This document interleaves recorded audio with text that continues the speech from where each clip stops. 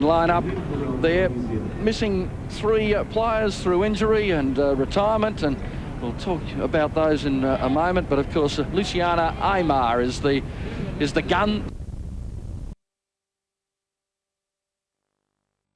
And I might say hello to Jen Morris, who's with me in commentary today, former gold medalist, dual gold medalist, and here looking over the scene of a great triumph. Good to have you, Jen, on board. Thank you, Peter. Yes, it's great to be here. I think everyone will be expecting Argentina to win this match. Favourites probably leading into this tournament along with the Netherlands, but I expect it to be pretty closely fought. And both teams with high ideals as we open the Champions Trophy. And Korea, well, we're going to see plenty of skill on the ball from the Koreans as Sung Mi Han delivers the ball across the pitch to start off with, but there's Aymar immediately into the fray, and we're going to see hopefully an open contest, but you just never know in this sort of situation.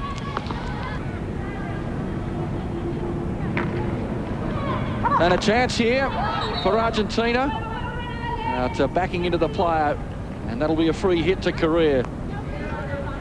Argentina will do this all game, smashing the ball into the circle. Unfortunately, unable to get a trap there from Gonzalez.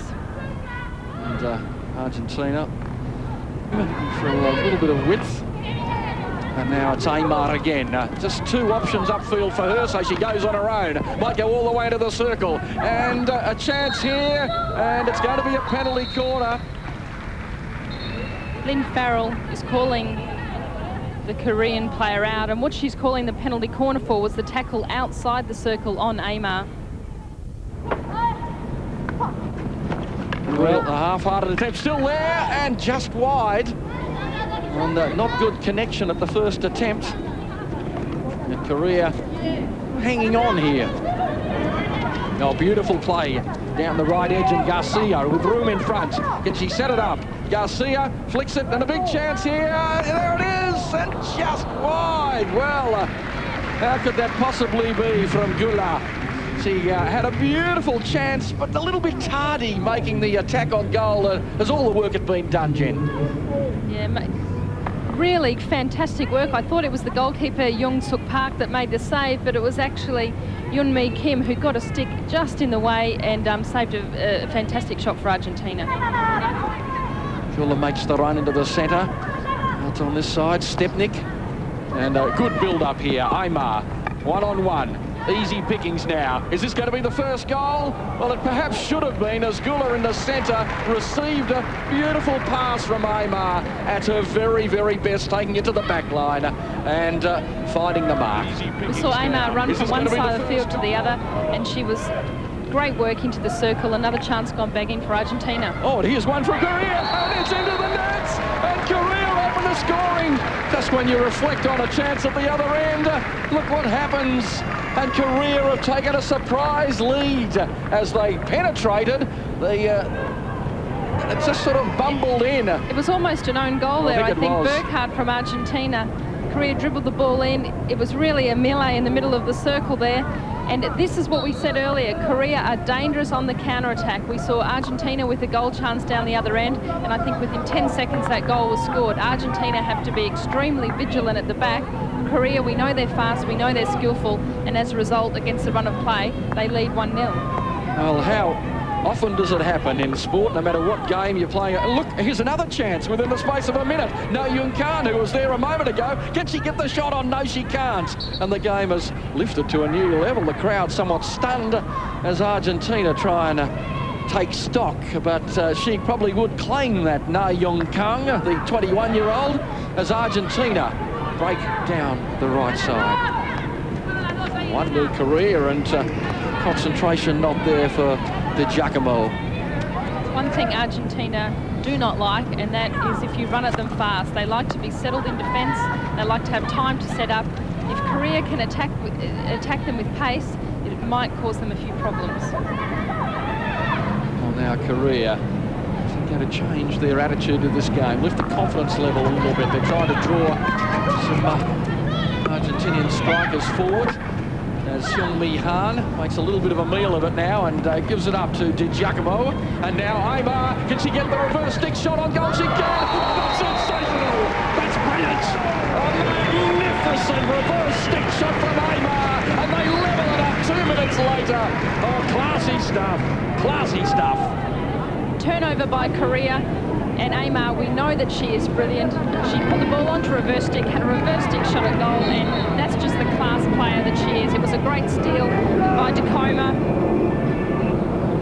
Yeah, great steal by Di Giacomo, and Aymar, fantastic finishing skills to get Argentina back level. The Argentina playing with two high strikers, almost 3 high strikers. And they found lots of space in the middle of the field there. Good ball by Margalot. Rondo onto the pitch and pass to Garcia. Garcia still challenging, threatening, and across the face of the goal. And they were waiting expectantly, but Garcia, fine run. Garcia, we know she's a dangerous player. Outside the circle, manages to get inside the circle. Not enough room for a shot on goal. Instead, she looks for the pass and earns a deflection, raised ball off the Koreans to earn Argentina their 3rd penalty corner. Well, there, Margalot to Rondo. And there it is. The shot came in and just wide again. And a second opportunity in the space of just a few moments. It's a great dummy here by Margalot. The ball goes through to Isega. Great save on the line. And then Aymar, the ball pops to her. She bats it in, a great shot, but misses and goes wide. Shook Park. Oh, really shouldered off the ball by Aymar. It's interesting there, as a former defender, I used to hate that. I really think that Korea's caused the stick obstruction there, and they protected the ball with their stick, and Argentina were ruled that it was their obstruction. But as a defender, I'm sticking up for the defence of Argentina there. I think they should have won the hit. Good on you, Jen. Slapped in. Korea. Back it goes to Young-suk Park. Half-hearted drive, but it almost broke free. And we're going to see the penalty corner. Dangerous time here, 20 seconds. Of course, we even if the half-time siren goes, we keep playing out the penalty corner until the ball goes outside the circle or a breach is scored. We see here some sloppy tackles by Argentina, unable to get the ball out. Korea with a penalty corner. With time up this half. Time up, so the glorious chance for Korea right on the half-time, and here it is. Wasted, totally wasted by Kwang Min Ko, but applause, and generous applause too, for a fine first half. 1-1 at half-time, a surprise lead taken by Korea, but levelled up brilliantly, and well, I hesitate to say come into the hyperbole situation after we've seen a half of hockey so far, but I think that'll be right up there by the end of the tournament, that first goal for Argentina.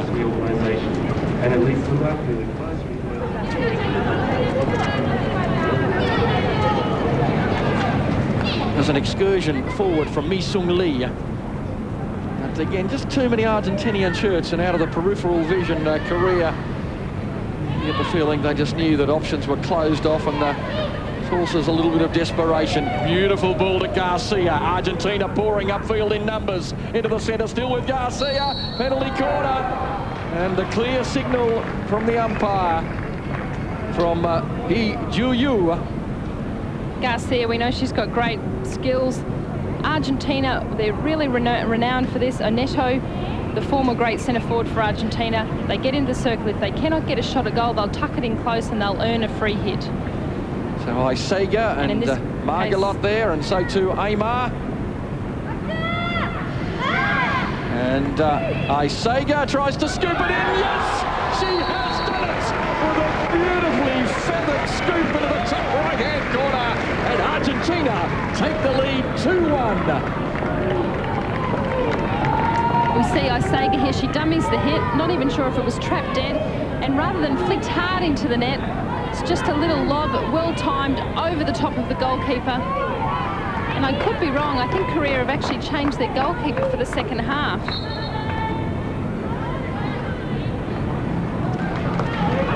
Perhaps the teams are getting a little bit tired. There's been a bit more open play, more free-flowing.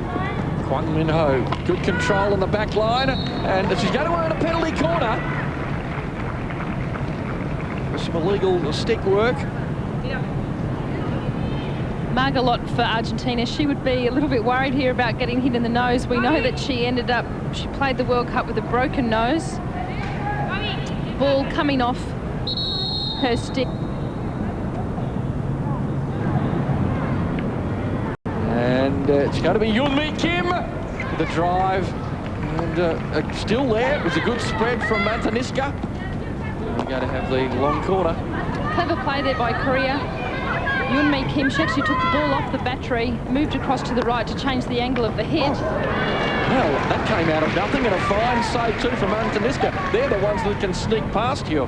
Yeah, fantastic deflection there by Shunong Kim, and just making a save by Antoniska. Fantastic work by the experienced goalkeeper.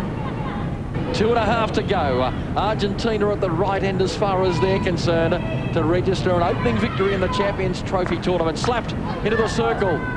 It's still there. Here's Garcia. Can Garcia get the shot on goal? No, she can't. And gee, a chance there as Gula couldn't quite get the pass to a teammate in a brilliant position. It would have been 3 for sure. Fantastic. Argentina are away again now. Here's Gula. The ball released back to Gula, is it? Yes, there it is. High stick and a penalty corner. Dangerous play. And Argentina finishing the game off well. A few raised balls there in the circle. Garcia, she's in it again. Margalot's in there. Sorry, that was Gula. Penalty corner for Argentina. Let's look for Osega. Number 3, their captain for Argentina. Osega, Neymar, they wait, and it's going to be Osega, and the deflection, it is a goal! Garcia, not Garcia, it was Gula in fact.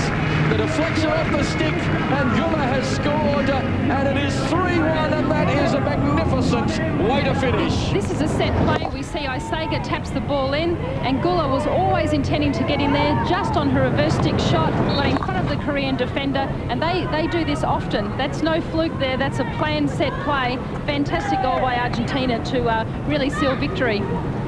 It's a magnificent goal, and really the Argentinian goals today have been absolutely superb. Gula finally a finely angled run into the circle, deep into the circle off that Osega drive, and 3-1. And apart from a 10 or 15 minute period, probably a good reflection of this match, though I think Korea on reflection would have doubts about their goal-taking quality, with two chances denied them in close proximity to each other midway through this half. And now the wind is certainly out of Korean sails. 3-1 Argentina.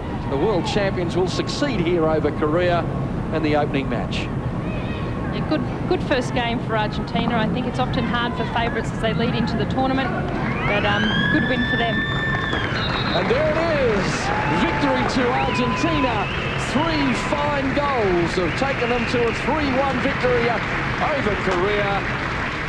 On the bench, the handshakes, the high fives, the smiles all round. There's been some pain today, a couple of incidents. Osega, though, scored a beautiful goal, the middle goal of the 3. She set up the final goal, and there we have the confirmation of the score. 3-1 in favour of Argentina, and congratulations all round.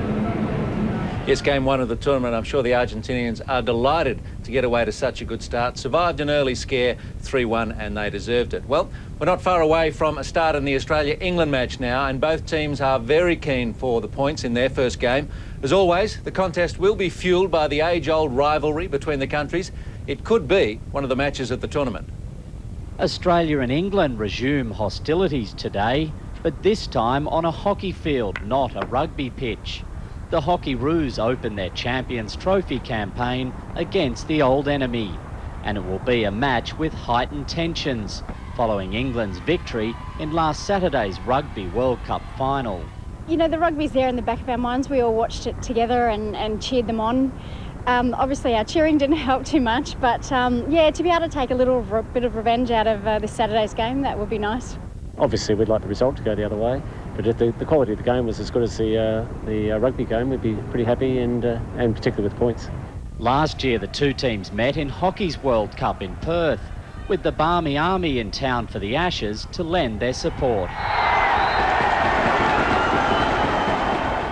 This time, there'll be no Army, no Swing Low Sweet Chariot, and no Johnny Wilkinson.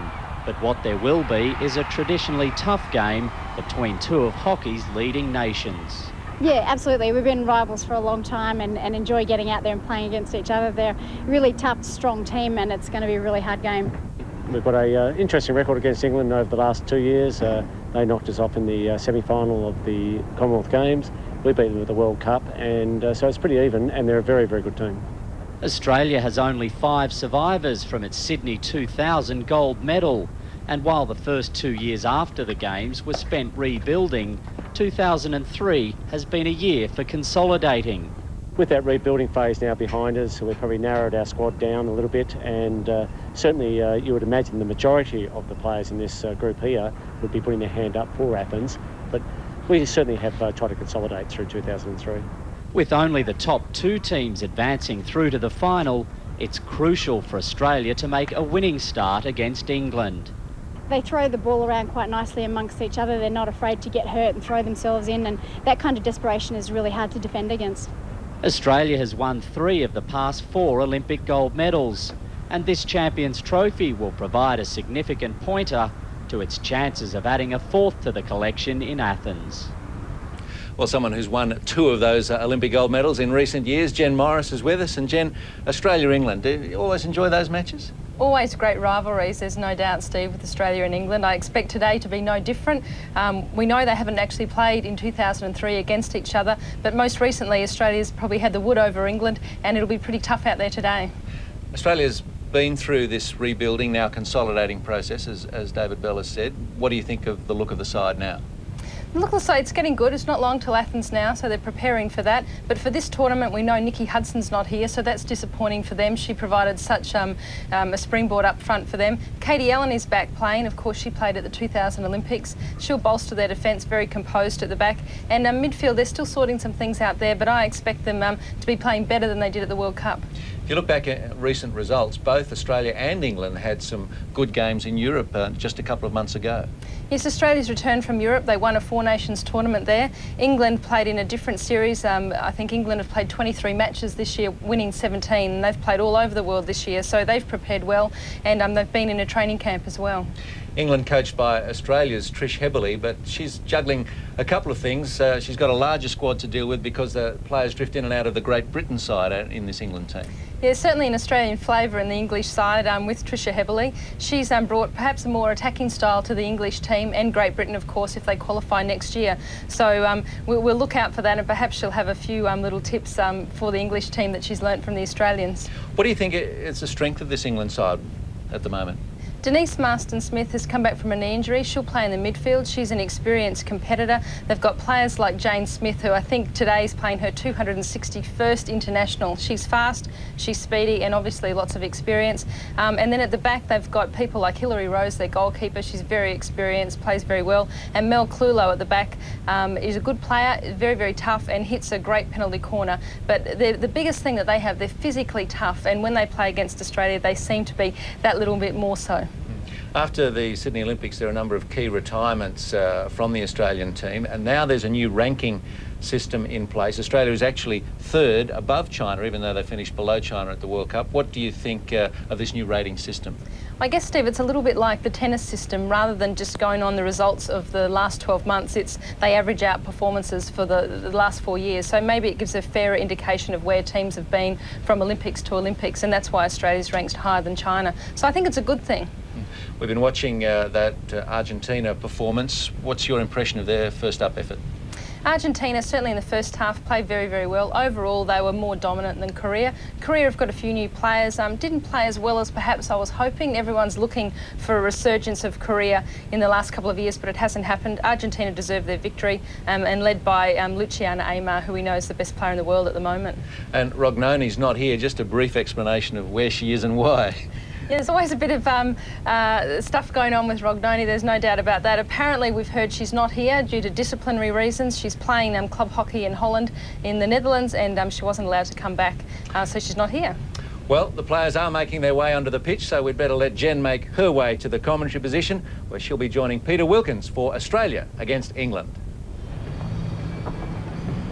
A very good afternoon and welcome to you wherever you may be to a beautiful sunny day at Sydney Olympic Park for this match between Australia and England in the Champions Trophy.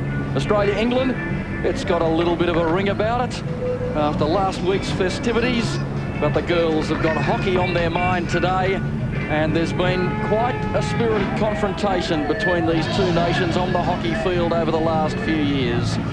England come into this game with attack on the mind, full of confidence.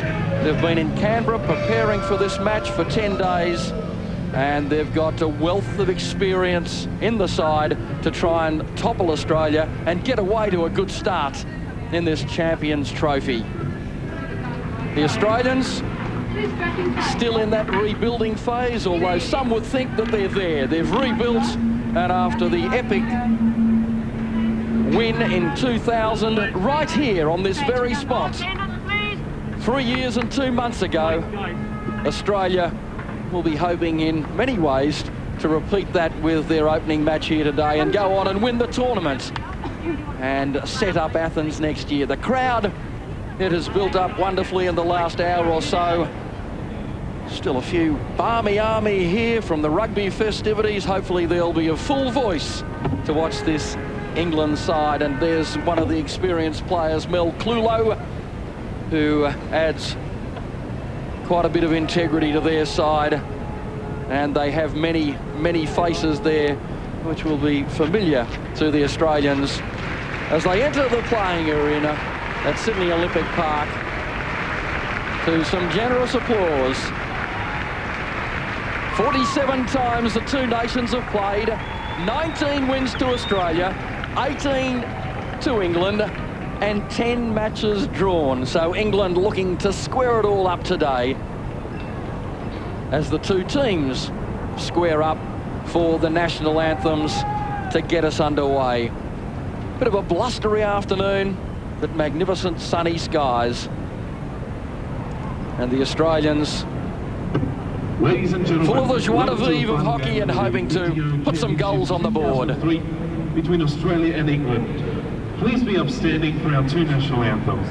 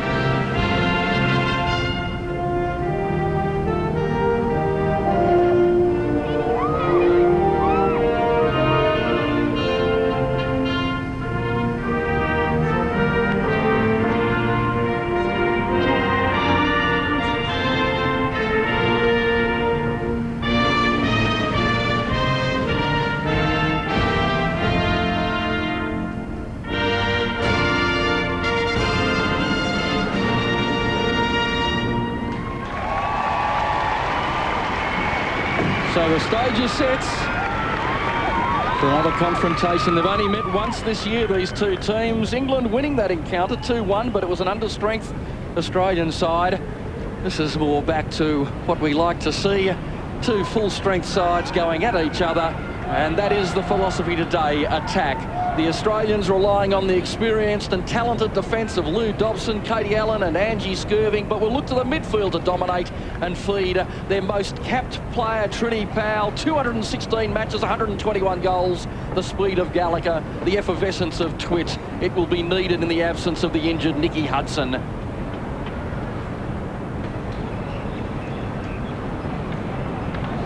And now England huddled, desperate to get away to a good start. They have attack on the mind, several experienced players to upset the Australians' rhythm. Lucilla Wright has recovered from a knock in Argentina. Lisa King, always dangerous, and plenty of experience there. Kate Walsh, Jenny Bimson, Mel Clulo. It's a pretty good all-round lineup, and they're going to go at the Australians. Jen Morris, good afternoon to you, to the scene of one of your great triumphs here on the Australians. A few of them going back onto this arena now for the first time since then.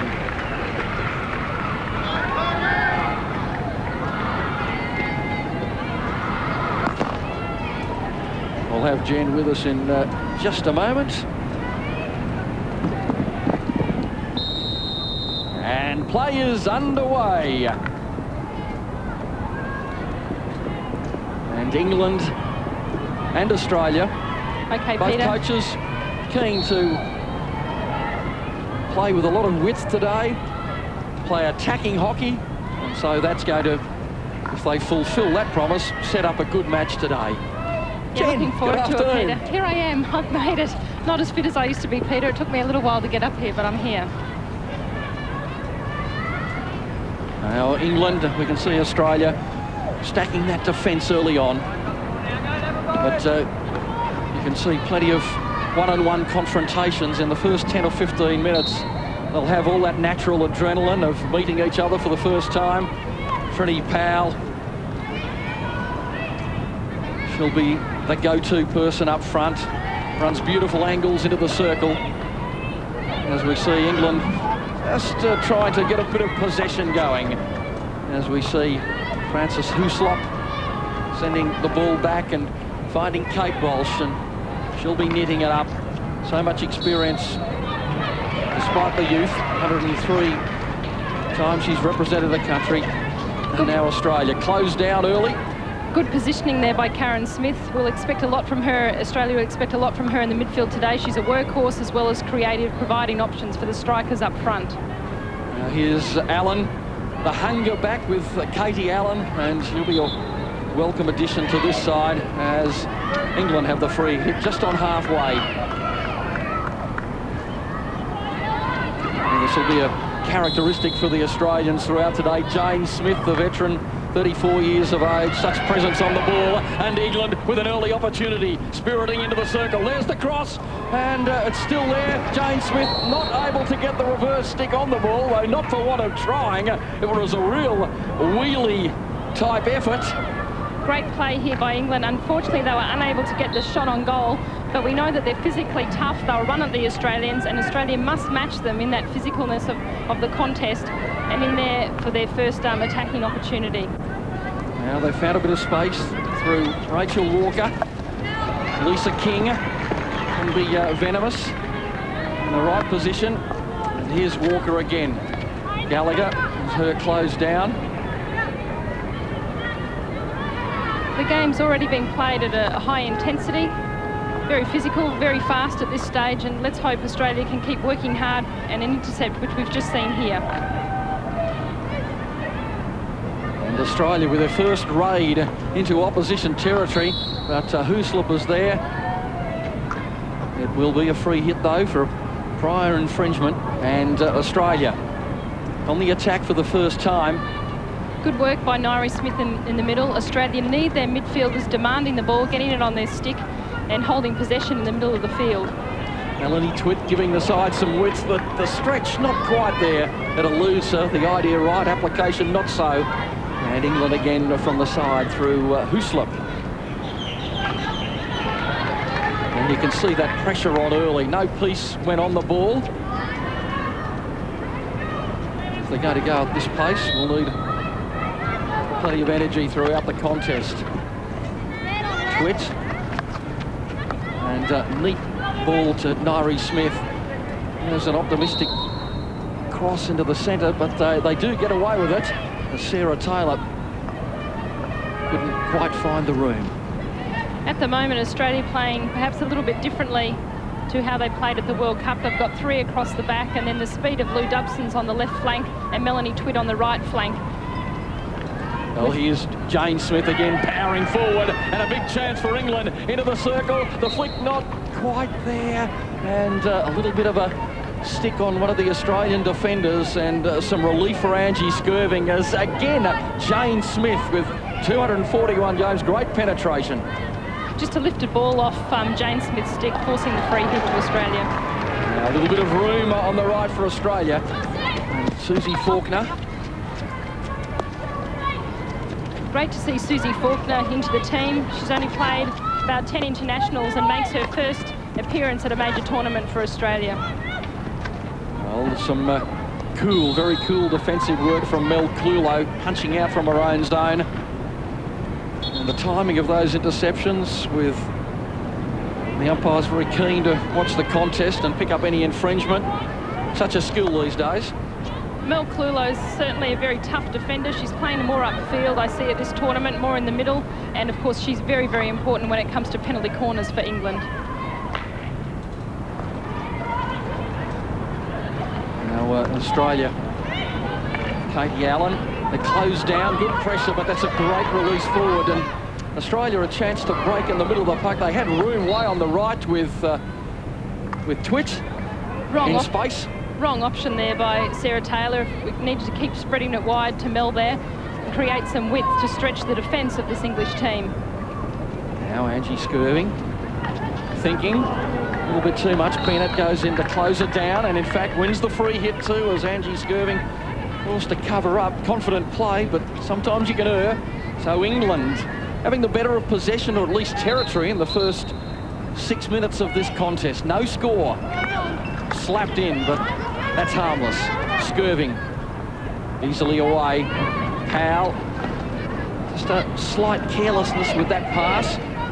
But again, aggressively, Susie Faulkner wins the day. Strong. 3 English players in front of her, still with Faulkner. She's got support in Twit. And there it is, Melanie Twit. Gallagher and Powell at the far post, and there it was for Powell at the near post, Gallagher at the far post. And the idea again, beautiful, into the circle. This is the strength of Melanie Twit. She can fire the ball incredibly hard. And unfortunately, Katrina Powell just missing it there. A tough one, though. Karen Smith loping forward deceptively and almost setting up an opportunity. And now on the break, Australia's defence back in numbers. Again, slight lack of concentration with the release. Perhaps time from Allen. Perhaps it's...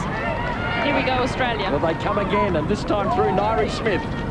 Still with Nairi Smith, and a chance. Gallagher drives into the side netting.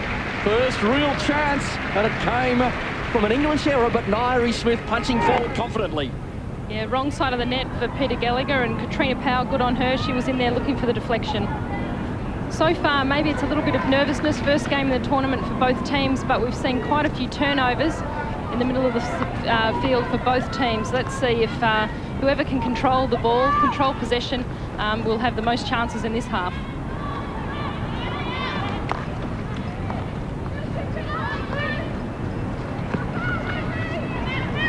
Smith and Wright. A heavy knock in Argentina. England have toured significantly this year. And that's rather opportunistic and a little bit dangerous, according to the umpire. And so a free hit to Australia. Still no score. This early part of the contest played at a feverish pace. One hopes it continues. You get the feeling we're going to see a defence crack in a moment or two. It's just got that feeling about it. Hoosler. The ball forward. Chance for England. Lisa King. But it eludes Jane Smith with an incredible 241 caps under the belt. Still going strong. Both teams just a little bit lapse on their basics. Pass is not quite going where they want it. Trap's a little bit loose. Perhaps that's a little bit nerves. And as you said, Peter, the game's been played at a frantic pace in the first 10 minutes or so. Substitutions are being made thick and fast. Andy Alcorn on the field. It's a heavily blonde-favoured Australian team at the moment. As England, though, on the ball. Some good skill on the edge of the field from Rachel Walker, the 24-year-old. But Powell not quite letting it run free. Plays tight in the middle. Clulo bounces away. It's a 3-on-1, and they concede the free hit just outside the 23. Up quickly to take it, Kate Walsh. You can already see this penchant to move forward from both sides, particularly England, which is great to see. Hooslip. Powell comes at her. Still with Hooslip.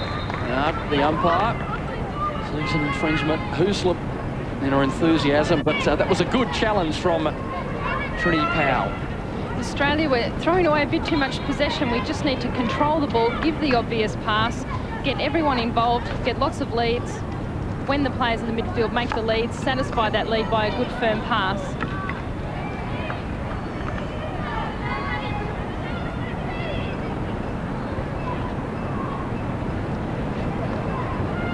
Dobson back to central defence, picking up Katie Allen and then Skirving.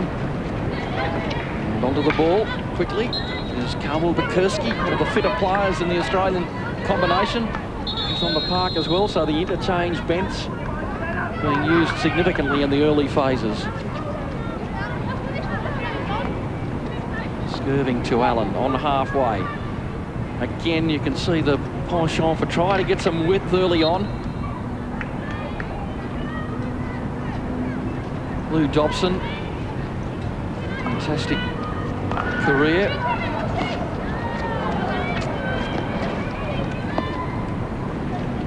Hooslip, and another good challenge. So Australia in the one-on-one contests, moving forward authoritatively. Megan Rivers making a good challenge.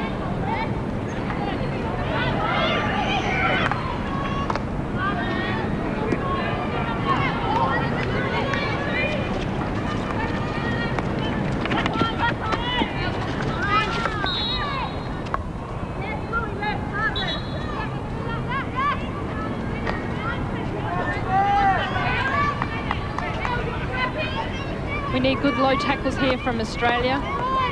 We know that Andy Skirving at the back probably has one of the longest reaches in the game, and with Katie Allen at the back, no one can come up against Katie when it comes to determination and composure at the back. Playing it tight again. England surrounding the ball at the moment. Bianca Netzler, beautiful strike. The idea absolutely right, trying to pick up Faulkner. But it was such a powerful drive, very hard to control, coming at you from that range, but the idea, brilliant. They need to do that, Australia. They need to keep forcing the ball wide. A good trap would have been beneficial for them, but need to keep stretching this English defence. Already we know that England's had 58% of the possession, so Australia just need to make a few more of those traps, gain more possession, and in turn putting more pressure on the English team. Faulkner with some neat work on the back line. Can't find an Australian shirt, an England break by Walker. Been heavily involved so far. Back to the captain, Kate Walsh. Quite a presence there in defence as we see another very experienced campaigner, Mandy Nicholson. 35 years of age, and one feels that if that sun keeps beating down today, it's going to get a little tiring for Mandy. And others. Good pass there by Mel Clulo. She's already had quite an effect in this game. Strong for the midfield for England. Walker forward to Bennett. The challenge comes, but Bennett, Bennett to Hooslip. Now Clulo, hard and firm, picking up Smith. Smith will charge.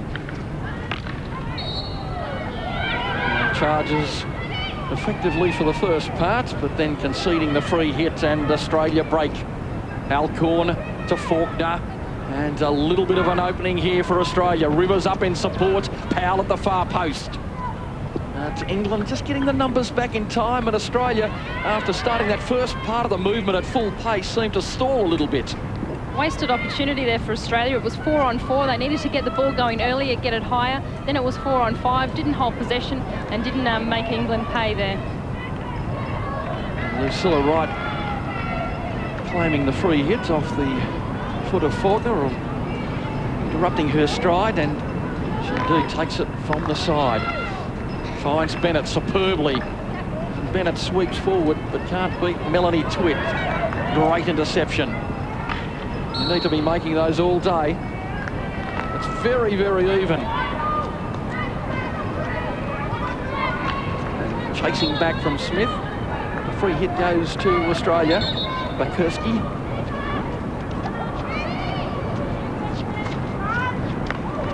Allen sweeps it in, brilliantly finding Powell. Powell chasing, can't quite get the stick on it, but it's still there. Is it for Australia? No. And Nicholson surges away with it for England somewhat desperately, but a moment for Australia. England, gee, they've found some space on this left. Walker on halfway. Clulo again. Lots of green around. And a good trap from Bakurski. Playing advantage. Forward go Australia. Rivers with the run. A little bit out of range. You want to make sure of that sort of exit. But Hilary Rose, the experienced keeper, one of the best in the world. Again, this game dominated by the lack of times the ball's actually got out of play. Yeah, it's certainly been a pretty fast game. Both teams having a reasonable amount of possession. No real clear shots on goal yet from either team. England with slightly more possession at this stage of the game. And now Australia, the run comes from Smith. Smith into a hole, but waiting for the ball. Pass needed to have a little bit more power on it from Rivers. But Smith does well to get back in the contest and wins the free hit.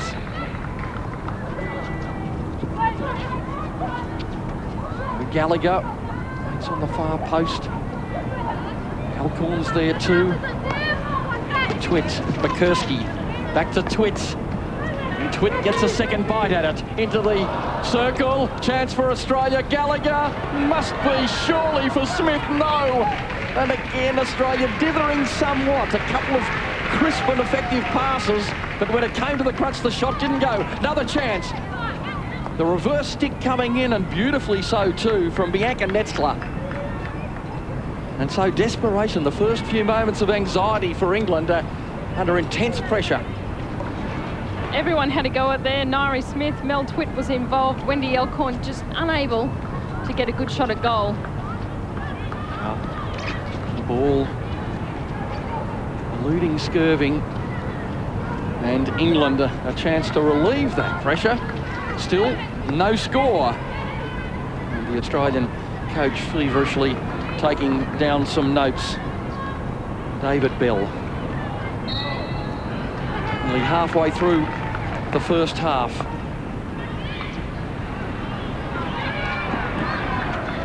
Bakurski looking to go all the way.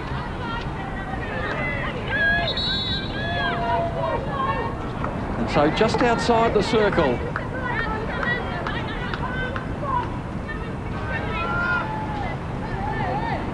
Twitt powers it in.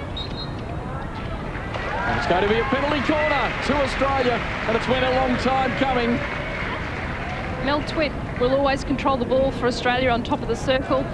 She hit the ball in hard, causing an error, lifted ball by England, and then Australia's first penalty corner.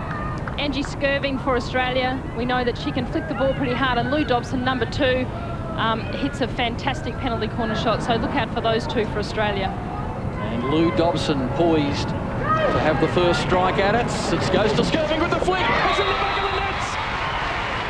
It's a goal to Australia. Angie Skirving with a magnificent flick drive. and Australia lead by 1-0. Angie Skirving takes the ball off the trap, flicks it in hard, straight at the trapper, and that's a legitimate goal. Well done, Angie Skirving, for Australia. Yes, you can flick it in high. You can't drive it in above the board. A magnificent flick, so much power, so much timing. Australia lead 1-0.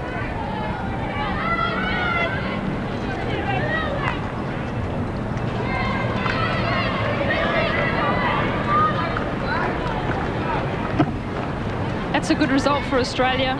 When you have one penalty corner and one goal, it's always satisfying. I'm sure David Bell has worked on that a lot with his team, and he'll be very, very happy. Angie Skirving, for her, she's a confidence player. Hopefully that'll give her lots of confidence, and she'll continue to play well in this game.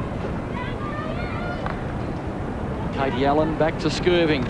Got to try and keep the adrenaline level down just a fraction after a moment like that. But Bianca Netzler pulls forward. England defenders back in numbers. Australia conceding the free hits. If there's one thing we know about England, Peter, that's their commitment. I think they show it in all sports. They won't be giving up in this. They've had more of possession of the game. Great ball there by Mel Clulo. Unfortunately, it was pulled back. So they'll be physically tough. They're skillful, and they'll keep having a go at the Australian backline for sure. And that's a little bit careless, giving Peter Gallagher a chance, and an immediate release to Twitch just outside the 23. Australia spread evenly inside the circle as Nairi Smith probes. She comes again. Pretty good defence in the end from Denise Marston-Smith, who's recovered from a knee injury to be here. Australia, though, on the attack. Jane Smith back to lend assistance. And the interception comes from Skirving. The first half flying. 14 minutes to go. Marston-Smith. And she won't be too happy with that. Purdy Miller. She received a call-up after an injury to join the squad. Here's Australia. Australia moving the ball round well at the back there through Katie Allen, Angie Skirving, Mel Twitt. They just needed to keep doing that. King. Almost getting herself into a knot. Back to Nicholson.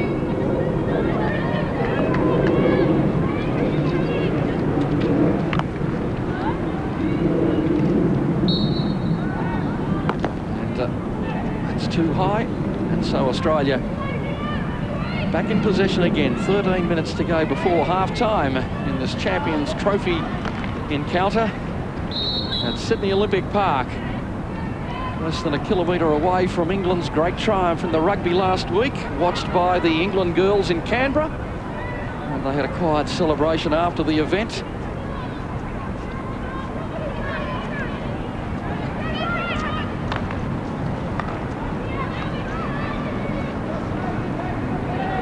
Miller and Nicholson lunging for it. Netzler. Slow motion stuff at the moment from England, and a little bit of a chance for Powell. Powell on her own into the area. Powell still there, and that'll be a corner.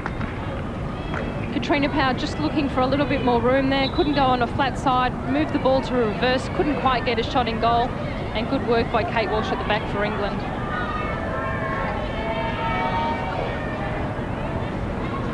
So England just playing the game a little too much in their half from their perspective, and the errors just creeping into the game a little bit. Nicholson frustrated with that as Powell again drives forward, gets another bite at it. It's there. Just evades the two Australian attackers. Nairi Smith in there close with Netzler. England trying to put something together. Jenny Bimson, over 100 internationals, and now Lisa King driving down that right edge. Room in the centre, up to the 23. It's flicked into the circle. A chance for England. No. Well done, Carmel Bukurski. She had two players there, chose the right option, and got the free hit for Australia. Skirving, and they're finding some room in the centre and on the edge. But they won't be too happy with the control, and Lisa King tracks forward. A good release, and England, good build-up. But sadly, the finish not quite there for Jo Ellis. Into the circle, mind you, the pass came at her from Denise Marston-Smith at 100 kilometres an hour. But they're the sort that if you get the deflection, can bring gold. Great lead by Nairi Smith there. Good pass from the back, unable to get a stick on it, but that's what Australia needs to do. Get the ball quickly before England can set up their press, get it through to their high strikers, and then have their midfielders running through. Well, the chase back now for Australia. As England pour forward in numbers, and some work to do for Karen Smith. That's England trying to put something together, get some rhythm going.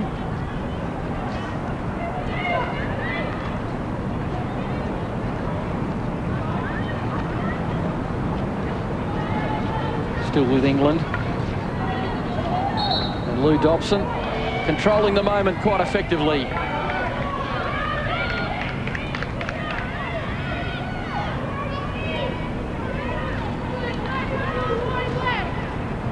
We need options here.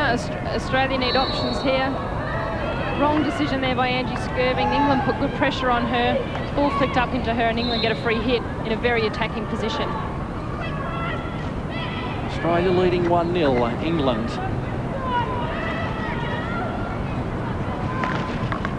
And the threatening that was there for England for a moment or two. Just didn't fall onto the right stick, and Australia can probably thank their lucky stars for the moment.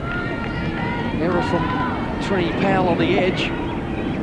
So Australia now, with a period of domination for England, can they convert it? Slip to Walker. Australia numbering up in defence, but in this one-on-one contest, it's well done, Wendy Alcorn. We see circle penetrations, Australia 5 to England's 2. Perhaps England have had a little bit more possession, but Australia, when they've had the ball, they've done more with it. Katie Allen, pressured by Lisa King, forced to power it over the side.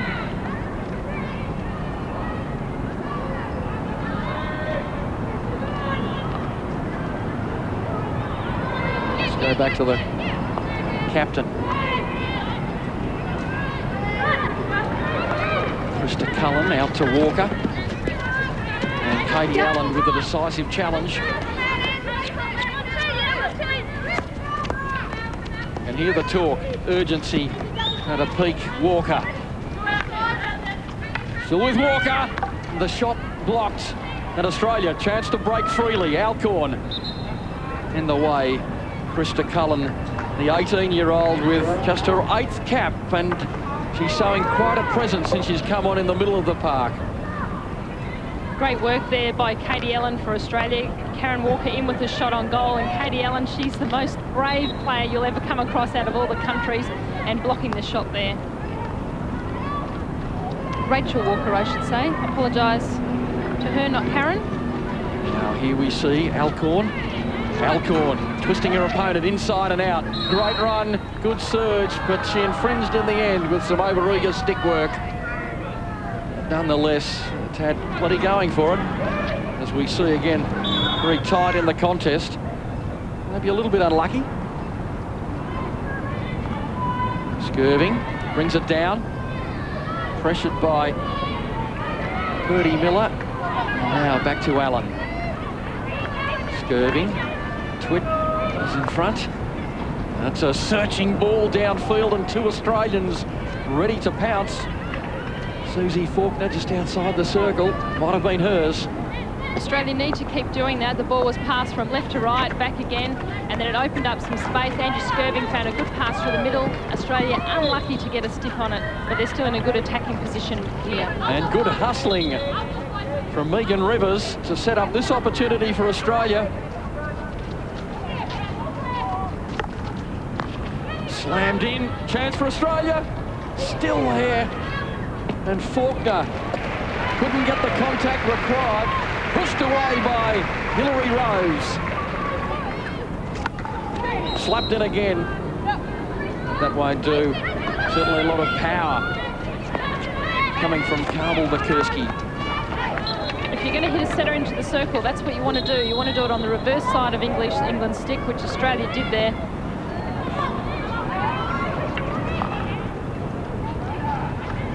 Smith.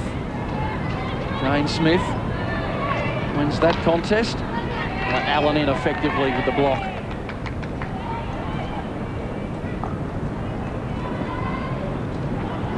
Lou Dobson, 192 internationals, and one of our effective penalty corner takers, but England at this end have a chance. Walker, who's been effervescent today, back to Smith, but look at that from Lou Dobson, a telling interception. It would have been a shot on goal had she not intervened. Beautiful play, Australia. England, charge again. This is a confident build-up. Lucilla Wright. As they move effectively down that right edge.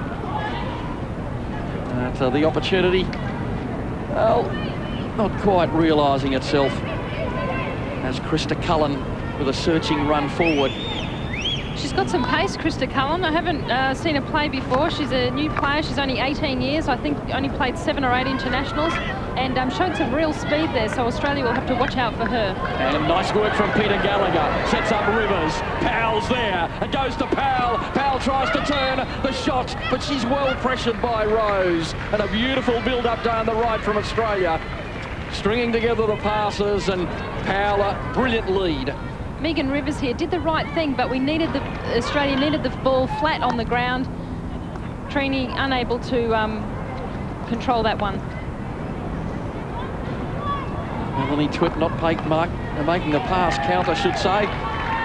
As we see again, lunging effort from Krista Cullen. She looks to be quite a player of the future for England. They find a bit of room down this left side again. Walker, she's been patrolling that part of the pitch all day. That's the 23. Forced to go back to Clulo. Smith calling for the ball. Jane Smith, beautiful trap and surging forward into the circle. The drive is parried away, but they win a penalty corner. England have an opportunity now to level it up. Jane Smith, well over 200 matches for England and does great work there. Katie Allen comes out, blocks the shot, but Jane Smith earns a penalty corner for England. Let's look out for number 6, Mel Clulo. We know she can hit the ball extremely hard. So they're there. Wright in the 10, Clulo the 6, Smith the 4, the Australian defence. All concentration. It comes back for Clulo, and just wide. The strike was pure, not one of enormous power, but she did try and direct it just inside. This was a set play here, and it nearly came off. Yes, the lunging Mel Clulo, dive on the post. I'm pretty sure it was intentional. It's always safer if you hit the ball at the net, and if they miss it, it might still go in. But it was looking for a deflection. Looking for a deflection for sure. Melanie Twitt and Lucilla Wright. And the ball. Clulo again. 3 around her. Manages to elude all 3. Jenny Bimson. And that might... No, that'll be Australia's ball. And just a couple of minutes to go before half-time. Most entertaining match. The 3rd of the opening day of this Champions Trophy tournament at Sydney Olympic Park. Australia leading 1-0. Clulo slaps it exactly between the 2 intended targets. Nonetheless, the idea, not a bad one. The ball here hitting the flag in the corner of the field, which means it's not a 16-yard hit. It has to be taken from the sideline. So Australia deep in their defence.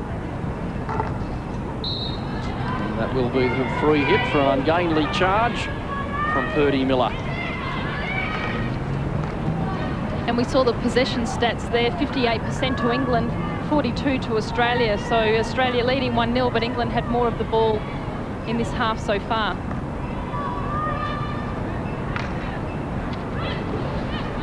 Walker. Rivers coming at her, back to Cullen. And England retreating. Australia really pressing forward. Kate Walsh under some pressure. She needed all her experience to extract herself from that situation. Cullen. And good pressure from Australia. It just might come for them. No. Huslip. And into the circle. Danger. Miller had a slight opening. With the ball running free and away for her. Long corner. Bennett playing it back to Bimson. And enough Australian defenders. Katie Allen, and then in turn Rivers. Forward to Powell. She's come back to try and forward. And a terrier-like approach wins the free hit. Good work by Katrina Powell. Australia needed the ball there. She got it on a stick, won a free hit. Back of the stick from Clulow and Australia with just 6 seconds to go before half-time. One last thrust. And England might just survive. Allen has other ideas. Back to Twitt. And that is half-time. Generous applause for a fine contest.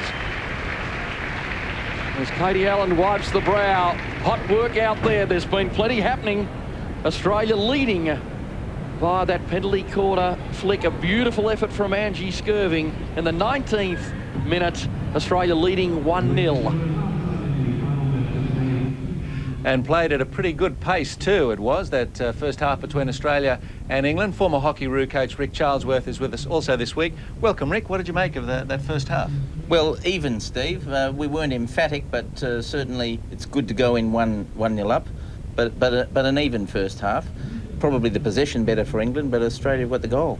Do you think that, England enjoyed a period there where they had territorial and possession advantage? Should they have made something of it? Well, perhaps they would think so, but the one thing about this Australian team that I think is different from the team we saw at the World Cup is that there's a much more backbone in their defence, and they're hard to score against, and they've been doing well there. And rebuilding and consolidating is the way David Bell has described what's been going on the last 12 months. That's right, and you saw there Angie Skirving scoring the goal there for Australia off a corner. Probably the goalkeeper should have done better, but there's goalkeeper Rose doing well, and more chances for Australia here. And the highlights from the first half, Rick, Australia had a great chance here with Gallagher. This was after about 7 minutes, just into the side. And then there was another good circle penetration about halfway through the first half, and I'll just have a look at from end on. Always gives you a better view of just how much they nearly scored by. And this is the penalty corner.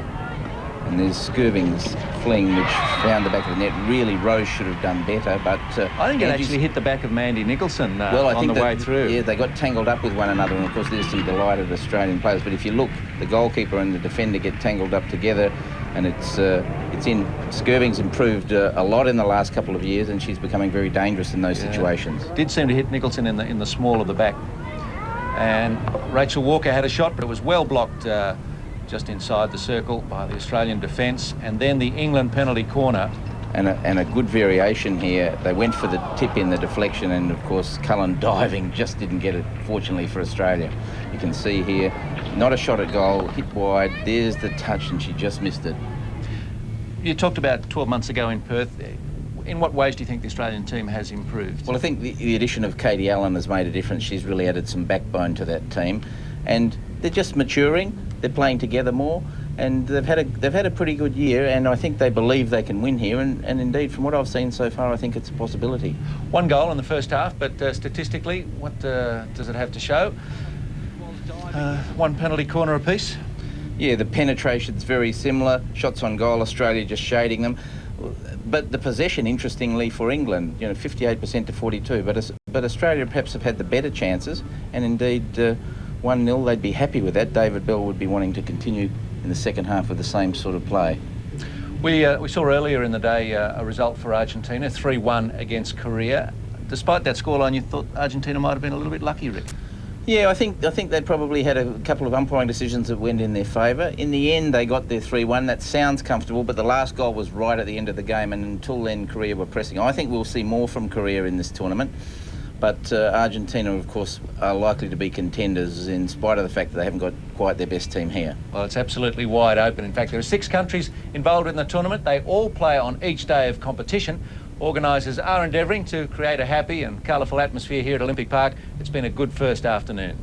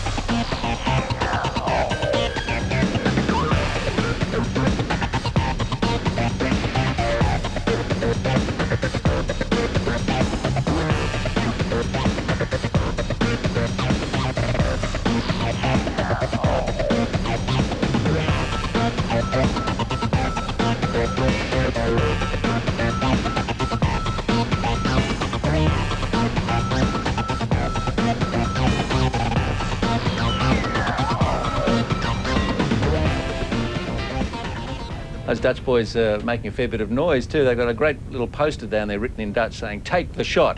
I had to ask them for the interpretation, but I'm assured that's what it is. Well, the Hockeyroos go into this year's Champions Trophy without the experienced Nikki Hudson. She's recovering from knee surgery and she's taking it all in right here. Nikki, tell us, how did you do the knee and how's it coming along? Hi Steve. Well, actually did the knee when I was playing club hockey at the Gold Coast after a very successful European tour. So disappointing, but I guess being optimistic about it. At least it's happened now and not 4 months down the track, so can still get back there for Athens.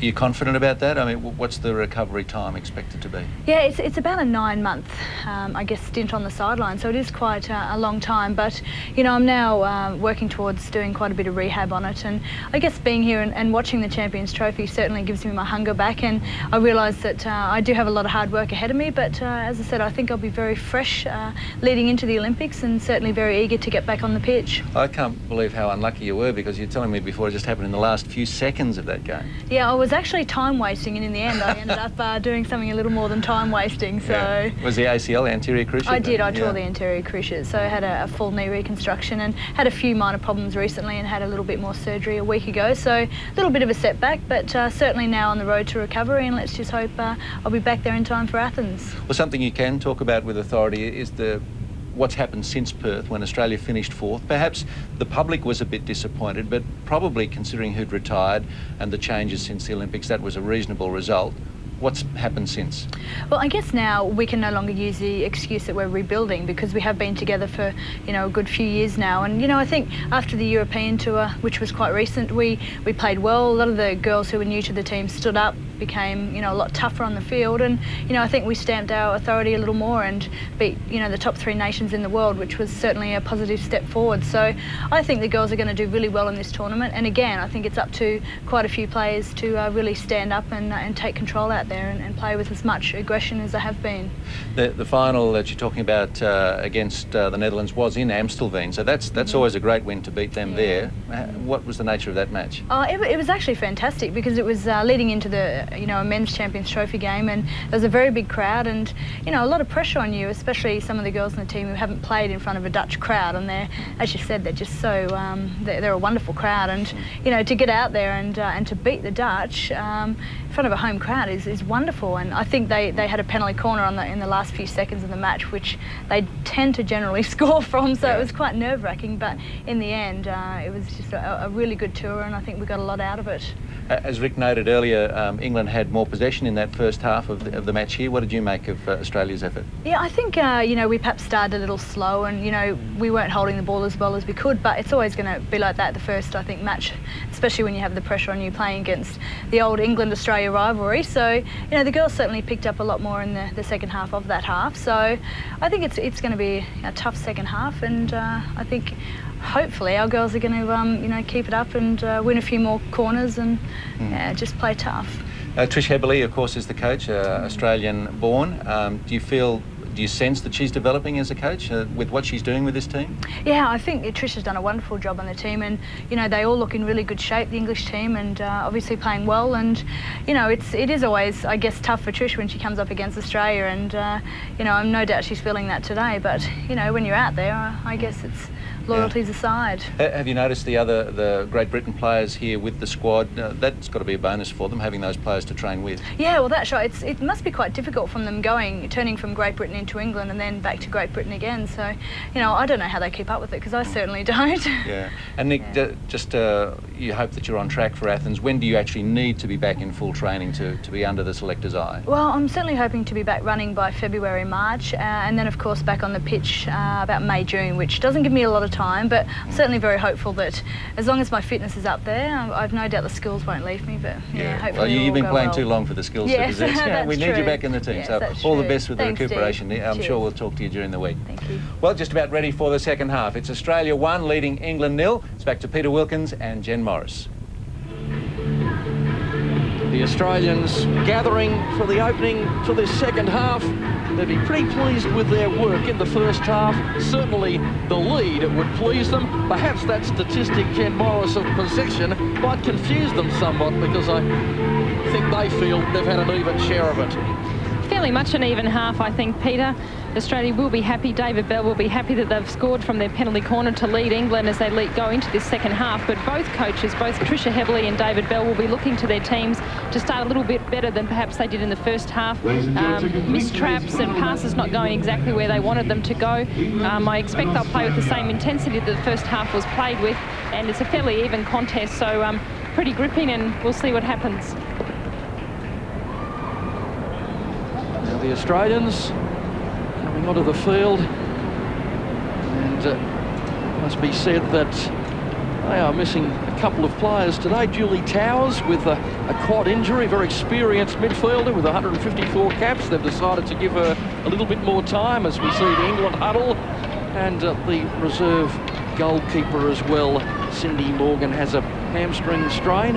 Rachel Imerson doing the job today, and Angie Skirving, the scorer of the only goal in the contest so far. A little bit of a smile, a reflection on that first half, but now down to business again. England running left to right on the screen in the second half. Australia with the lead, 1-0. And they did make 3 changes to the team that toured Europe, with Susie Faulkner, Cindy Morgan, Nairi Smith coming in for Nikki Hudson in particular. And Nikki Hudson, she's been sorely missed as she undergoes, or has undergone, a knee reconstruction, out for some time. One of the fine Australian players on the sideline, and of course Alison Annan with the Dutch team, so probably missing a couple of their best. But Australia move forward through Gallagher. Powell on the far post. She's going to take them on, does Gallagher. Sensational run. Can she cut it back? No, but it's a penalty corner. A great surge forward from the Canberra speedster. She seems to surround the ball when she runs forward. Good work there. Peter Gallagher, she's a very, very fast player, very skillful. Receives the ball outside the circle, works hard into the circle, and importantly wins a penalty corner for Australia. Lou Dobson, she looks like she's pretty keen for a hit here, number 2 for Australia, and Angie Skirving there backing her up. Watch out for Lou Dobson. Poised and ready. It's Skirving again, looking for 2. There's the reverse stick from Trini Powell, and she makes it 2-0. 2-0 to Australia. A beautiful effort. So much pressure on that flick shot from Skirving, and it comes to Powell. They go to Angie Skirving again. The most important thing you want is a shot on goal. They did that. Katrina Powell, fantastic on the pads, great rebound. Australia's score puts them 2-0. Well done, Katrina Powell and Angie Skirving. Yes, a terrific effort, and she scores her 122nd international goal. And Australia now with that 2-0 lead in this contest in the early moments of the second half. Fine start, 2 penalty corners, 2 scores, 100%. You'd be very, very happy with that as a coach. And Katrina Powell, I think she scored more of those 112 goals with her reverse stick. It's a very trusty way she scores goal. Well done to her, to the Australian captain. That goal to Australia, number 31, Katrina Powell.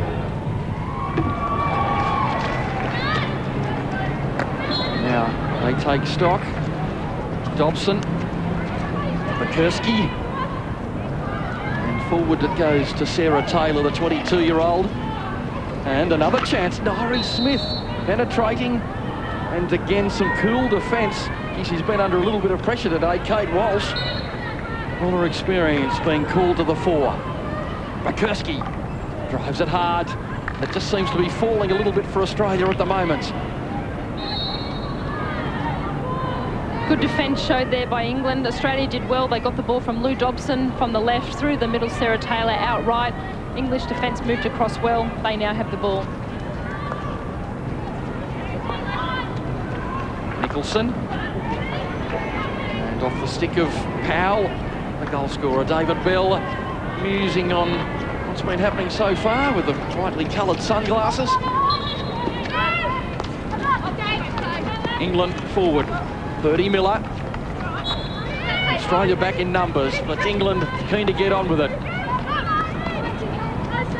Right to the back line. We'll have a corner to England.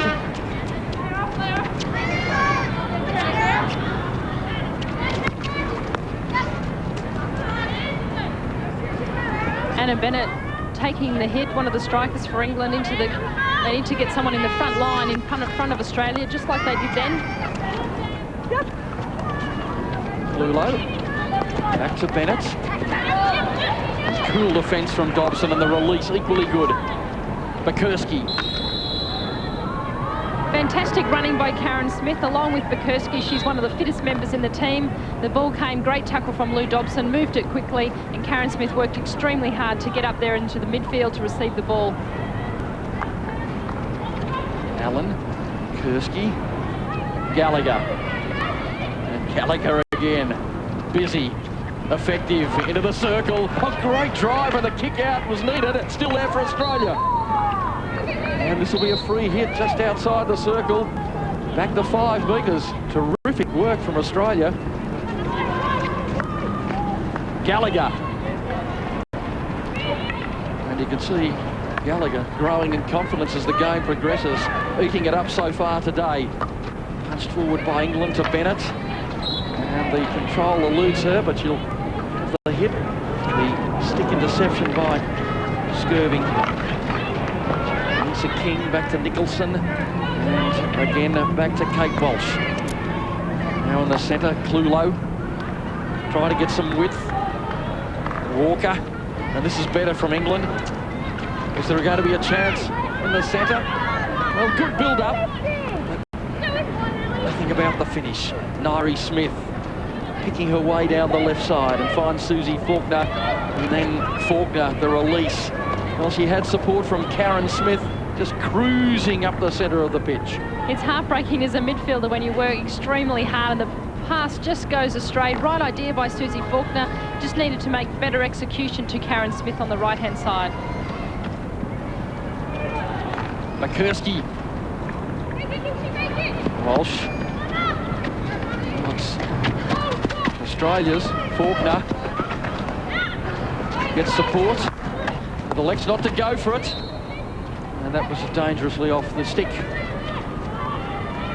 of Bianca Netzler, or rather Nairi Smith, I should say. Smith forward. Well, chance for England with a little bit of space for Miller. The game's opening up a little bit, Peter. I think that's because their midfield of both countries are working extremely hard to try and find some space, and then when it's turned over, they're battling to get back. Australia all back comfortably. Lucilla Wright. Control eludes her, as it does Australia. Back with Wright. Let's have that again. The width. It goes to Walker. Tough trap, and it bounces off the stick from the Clulo pass, and they've given it up. And Australia now with 3 on 4. They move forward. Powell waiting for the support to arrive. It does, in the shape of Alcorn. Quickly taken, free hit. No, we'll have it again as the stick goes flying. Faulkner.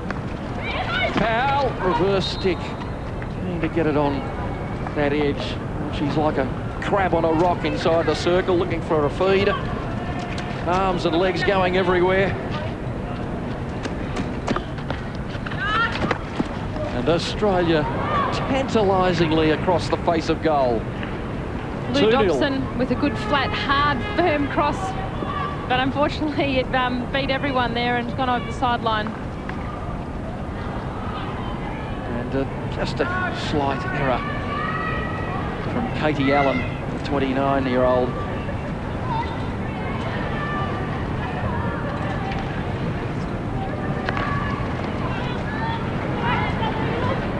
Well, England trying to start something up. The Australian confidence on a high. They seem to have a hold of the midfield currently. Although in saying that, as soon as you say that, the error comes, but they just look dominant in the middle. Trapp's letting both countries down there. Trying to get on the goal side is Trini Powell, and backing into her opponent, and Kate Walsh comes up with it. Right to Smith. Pressured. Back to Nicholson. And does well.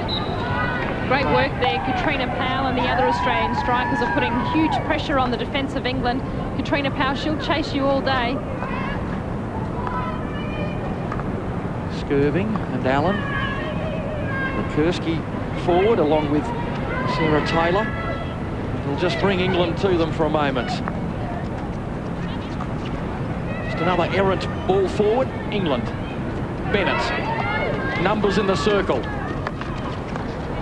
Put away for a corner by Katie Allen. Waiting for the troops to arrive.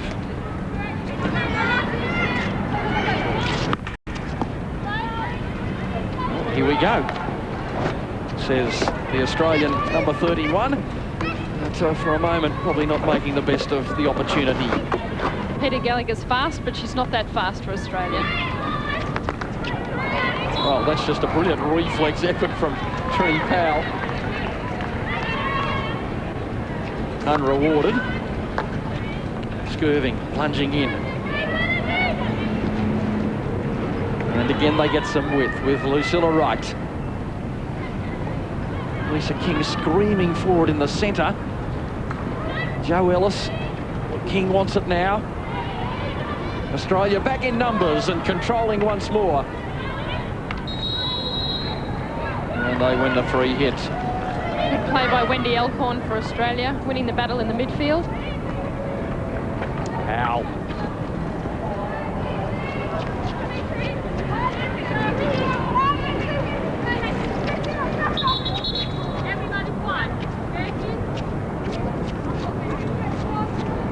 Now Lou Dobson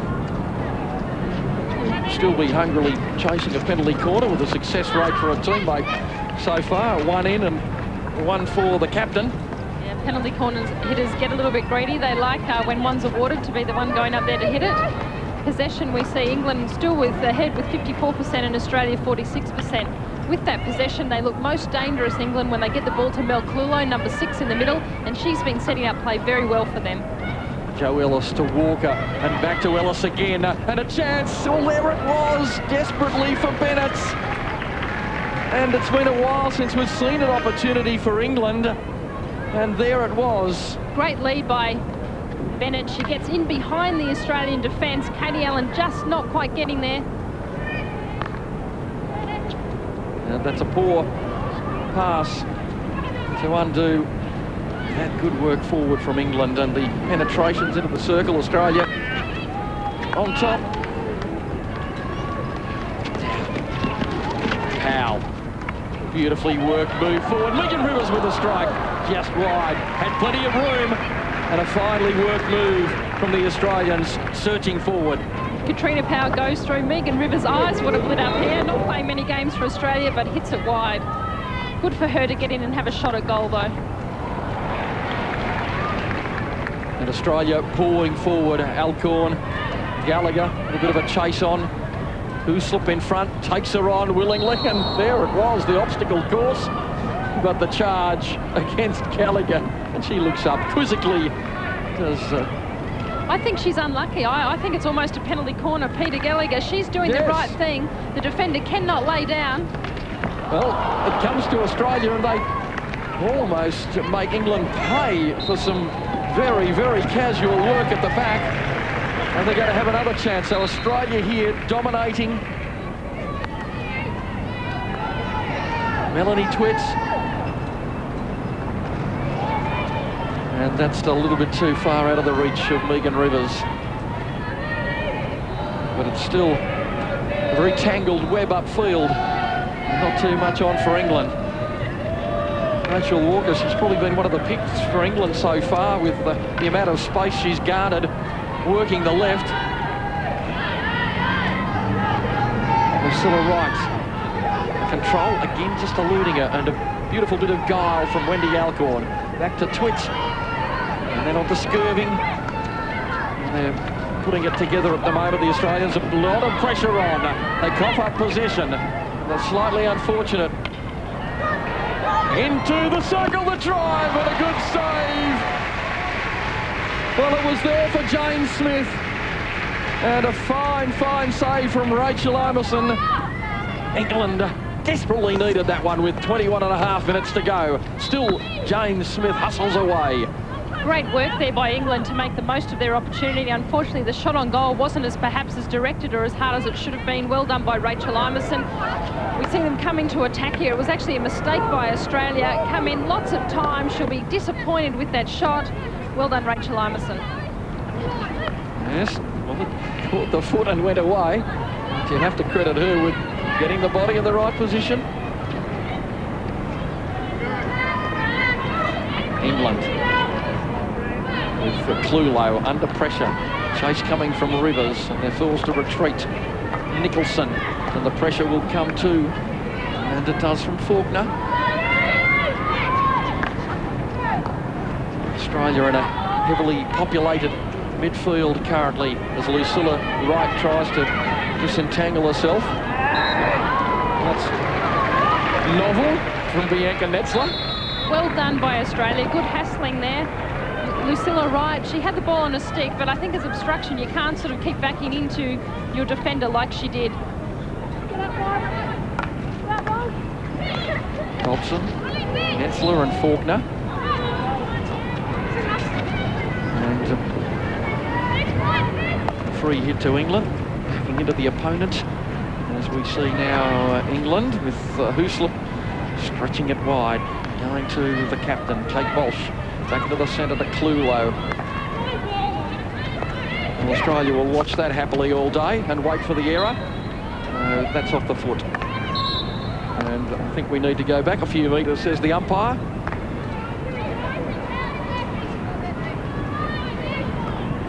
Two umpires. Soledad Paraguay from Argentina and Kazuko Yasuda from Japan. Now England with Sarah Blanks.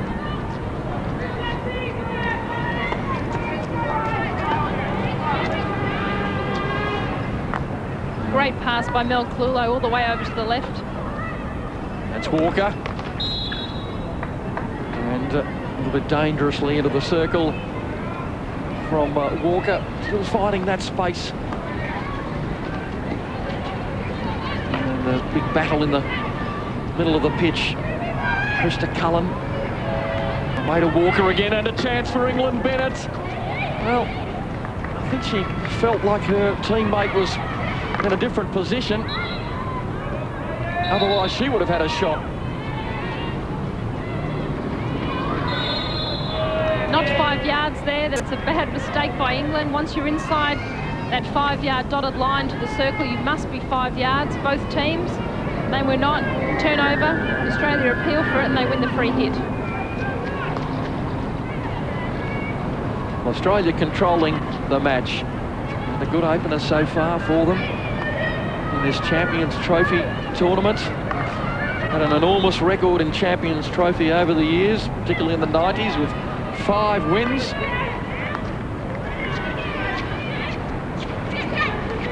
they'd love to get to the final in this tournament on home turf as they build up to Athens next year, although this tournament considered a great trophy in its own right in the hockey world, certainly by Australia. England desperately in need of a goal at this junction. And Walker, well, she'd be tired. Fatigue would be setting in. She's found hectares of room on that side. And Peter, of course, the Champions Trophy is the last major tournament before next year's Olympics in Athens. So it's an important hit out for all the countries to find out where they rank against the other top nations in the world.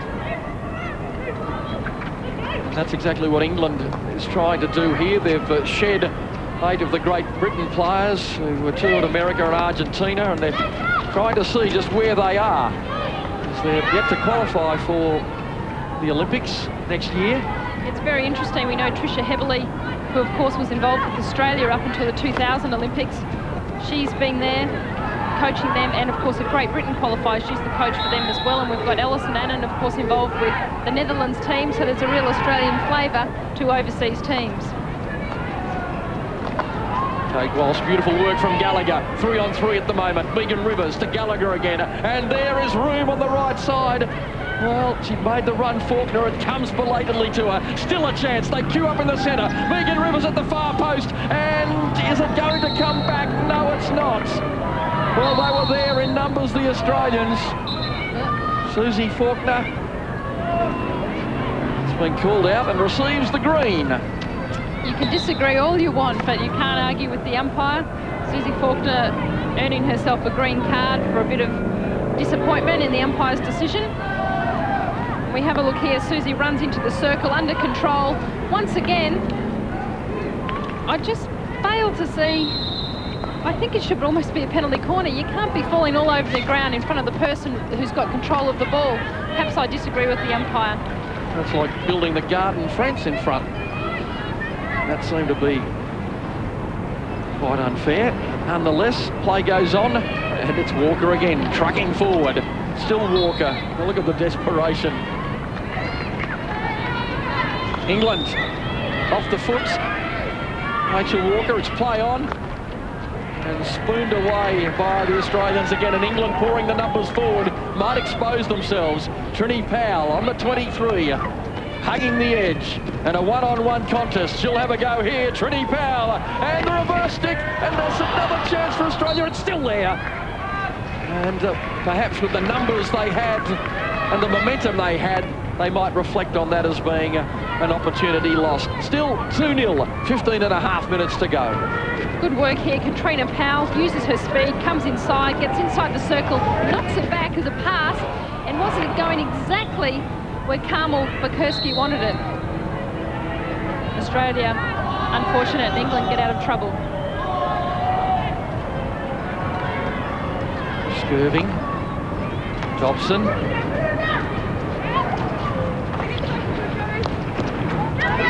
Pressured Karen Smith. With the ball coming free, Karen Smith will have another go at it. It's with Karen Smith, Trini Powell with the sliding drive. And again, good keeping. You have to give some credit. Hilary Rose timing the runs out. She saved 3 like that today.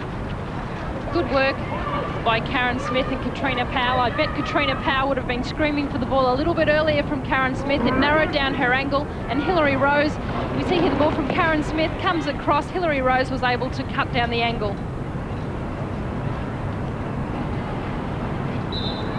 Well, it's a little bit dangerous, and Australia have the free hit just inside the 23. Slapped in by Carmel Bukerski. Unlucky, I think. It was lifted a little bit bobbly, but I don't think it was lifted enough to be dangerous. The Australians feeling a little bit hard done, I think, by the Korean umpire.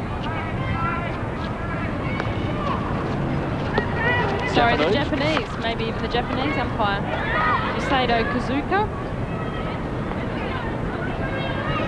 So England seeing the chances slip away fractionally.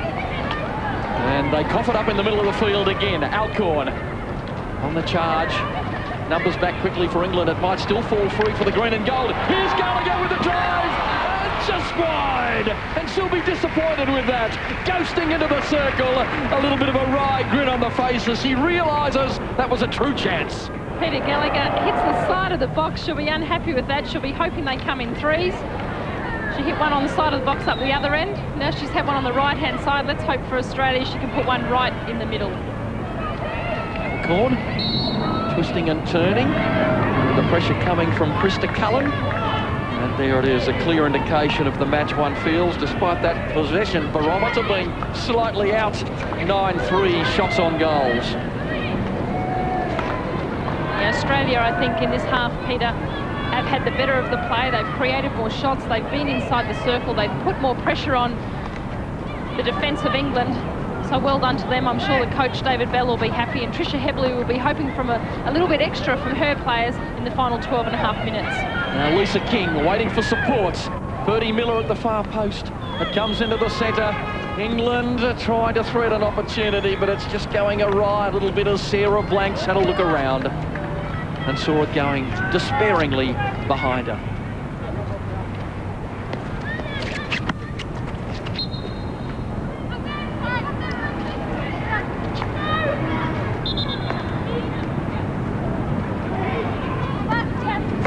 Blanks.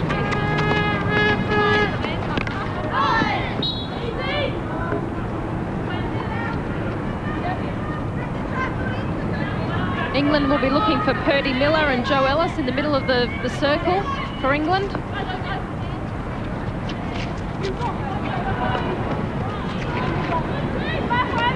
Nicholson. No way through at all for Jenny Bimson. They're experienced players in this England lineup. They need one here. And they'll have a chance.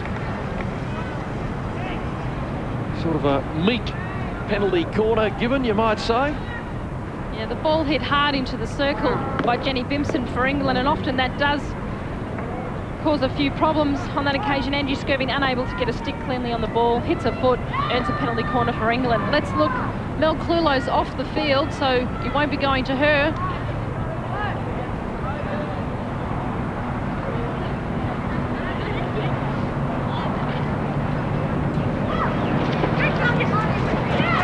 So Kate Walsh having to drive.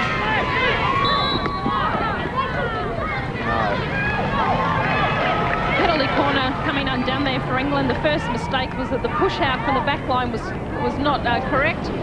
Had to do a manual trap. Kate Walsh knocks it in, did the right thing, a shot on goal. Katie Allen quick to move off the line there, forces a free hit for Australia.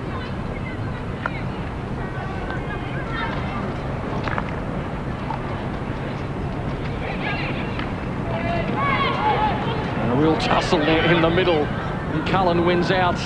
Oh, can't deliver the pass, and Alcorn can't believe her good fortune. Back to Lisa King, and now England break down this near side to the grandstand. That's a little bit careless. Seemed to have the ball on the string, did Jenny Bimson. Faulkner to Dobson, and she comes again to exact revenge, but right into the frame now is Melanie Twitch, and a chance here. What a drive! A super effort from Bianca Netzler. That is a magic strike. She's punished England, and Australia lead by 3-0. Great work by Mel Twitch. She came through, intercepted the ball, makes a great pass. And Bianca Netzler, what a fantastic strike. She'll be happy with that. Mel Twitt did really well. She followed through, made that intercept. She made that goal for Australia, and Bianca Netzler gave Hilary Rose no chance at all. Well done, and that certainly sealed the victory for Australia against England. Well, that is just a fine, fine moment from Australia's perspective. 3-0. And maybe it's not done yet. Trini Powell, well, that was a clear block, and the free hit's going to go to Australia.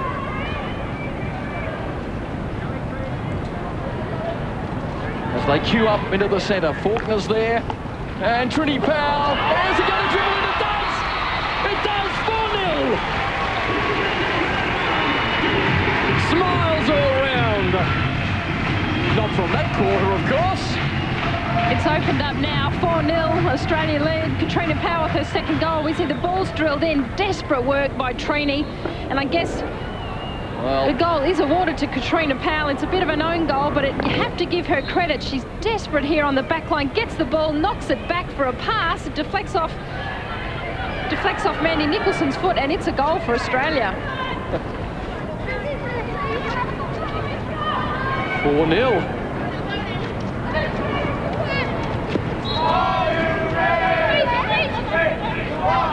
It's decidedly entering the embarrassing phase now for England today. And look at the joy on the face of the Australians. Trini Powell, is she going to claim that one? I'm not sure whether it will legitimately be given to her, but will it be given to her, or is heading in the wrong direction?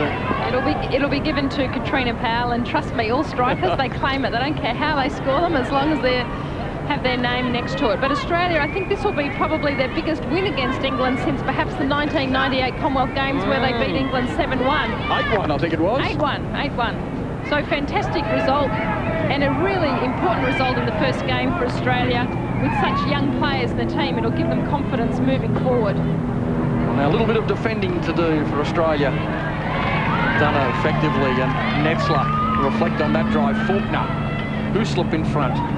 And they stream down the centre. Nairi Smith in support. It's a one-on-one pace battle here, and Faulkner wins it, sends the cross in.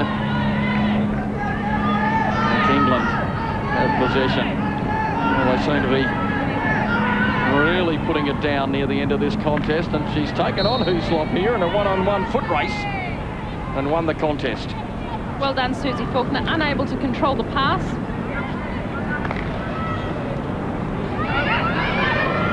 Well, England, we've got numbers forward, Purdy Miller, Bennett's there, errant ball, but somehow it finds its way through to Denise Marston-Smith. And again, some passes behind advancing teammates. It's been part of the story of this second half from an England perspective.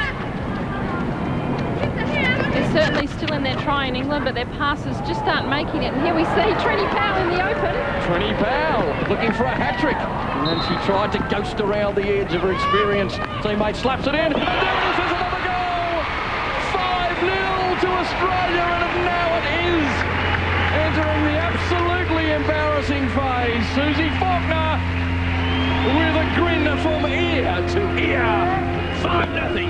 Great pass by Katrina Powell in perfect position for Susie Faulkner. She knocks it into the corner of the goal. As a goalkeeper, Hilary Rose had no chance. Goal to Australia, number 27, Susie Faulkner. Fantastic work. Katrina Powell found herself in the open, initially ran it to the circle, earned the free hit, made a great pass. Susie Faulkner did all the right things and puts Australia 5-0.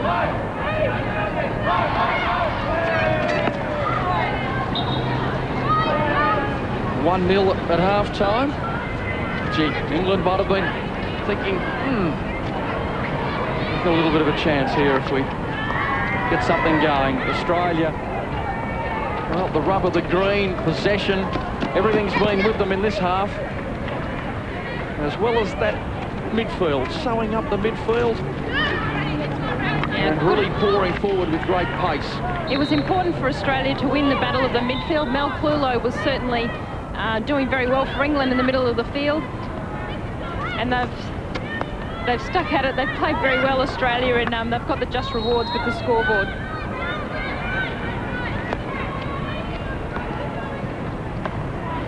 Well, England, I'd say, in some shock.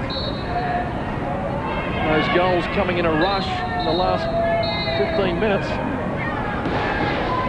Yeah, they'll be disappointed with that. I think they really thought they were in with the chance after half-time.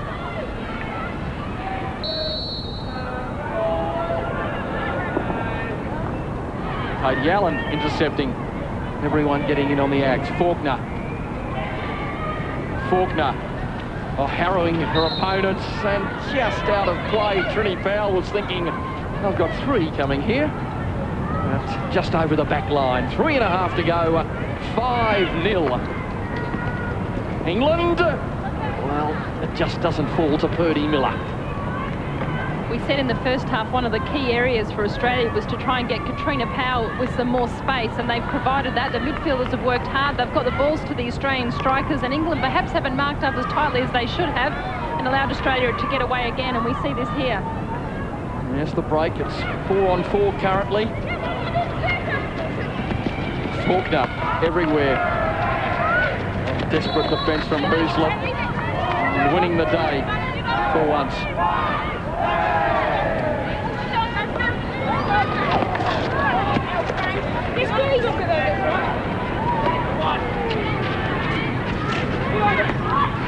Nairi Smith and Trini Powell given some refreshment as Karen Smith. Karen Smith, will this be the absolute icing as Carmel Bukurski, well, can hardly believe her luck, only to be thwarted. Well, England going up and down on the one spot currently. It's reasonably hot. Look at Australia. Will it come back to Megan Rivers? The cutback, it's there. No, it's not. Good work, Emily Halliday, lending herself in attack there, runs the ball to the circle. She makes a fantastic tackle, sprints after it, and perhaps, I know she's near the back line, perhaps she could have swung and have a shot at goal.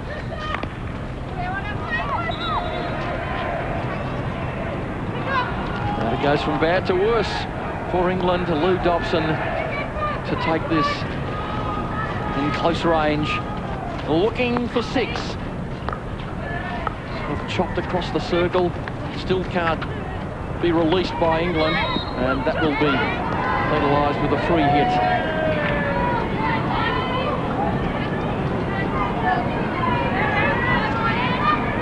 So Australia with a 2-1 defeat earlier this year to England, but a weakened side on that occasion exacts marvellous revenge today.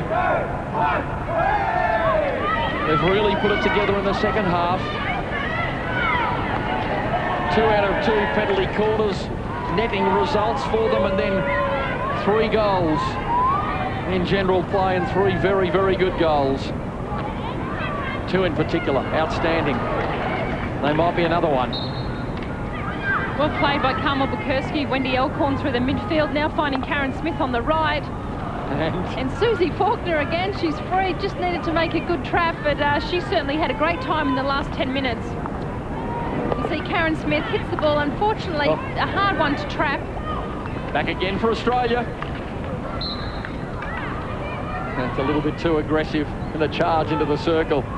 Well, England, the mistake count is rising rapidly. I would hate to look at the statistic sheet in the last 15 or 20 minutes, the number of times they've surrendered possession. That comes off the foot of Sarah Taylor. Bennett. Time is almost up. One last chance for some consolation for England. Well, is it going to occur? Ball out, time up, a little bit of confusion, that's it. And Australia has defeated England comprehensively in their opening match of this Champions Trophy at the Sydney Olympic Park. The goal scorers, 4 of them for Australia, 5 goals, and it's sealed up by Faulkner in the 65th minute, 5-0. Yeah, fantastic result for Australia. We know it was 1-0 at half-time. 4 goals in the second half is a great achievement by any team. And the final... Well, it'll be nice to think that some of the crew from the Swing Low Sweet Chariot crowd who cheered England to victory last weekend were watching some of that and eating a bit of their own humble pie. It was a great performance from Australia in that second half. Rick Charlesworth. Yes, it was, Steve. I think the first half was even, but that was emphatic in the second half. Australia is still very watertight at the back, that's good. And some wonderful goals, a couple of corners to break them, England open, and then some fantastic finishing from 2 of the newer players. That was great. And very early goal in the second half, and as you say, this helped to set them up from the penalty corner. Yeah, there's the shot from Skirving, save, but Trini Powell, she is a brilliant finisher in there, and she took that ball on the reverse. On the half volley, you make a very important point about her reverse skills though, Rick. She scores a lot of these goals. She's got terrific reflexes, but she's a left-hander, and so that's why she's often very good here. Here we see the shot from Skirving. Rose knocks it down, and there, that's crisp, good finishing. She was balanced and alert, and that really hurt.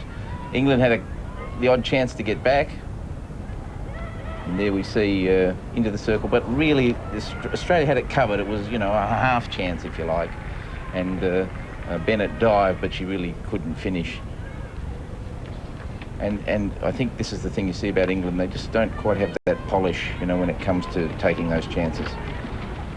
Lovely play here by Megan Rivers, but just wide. But Australia were building momentum, I think.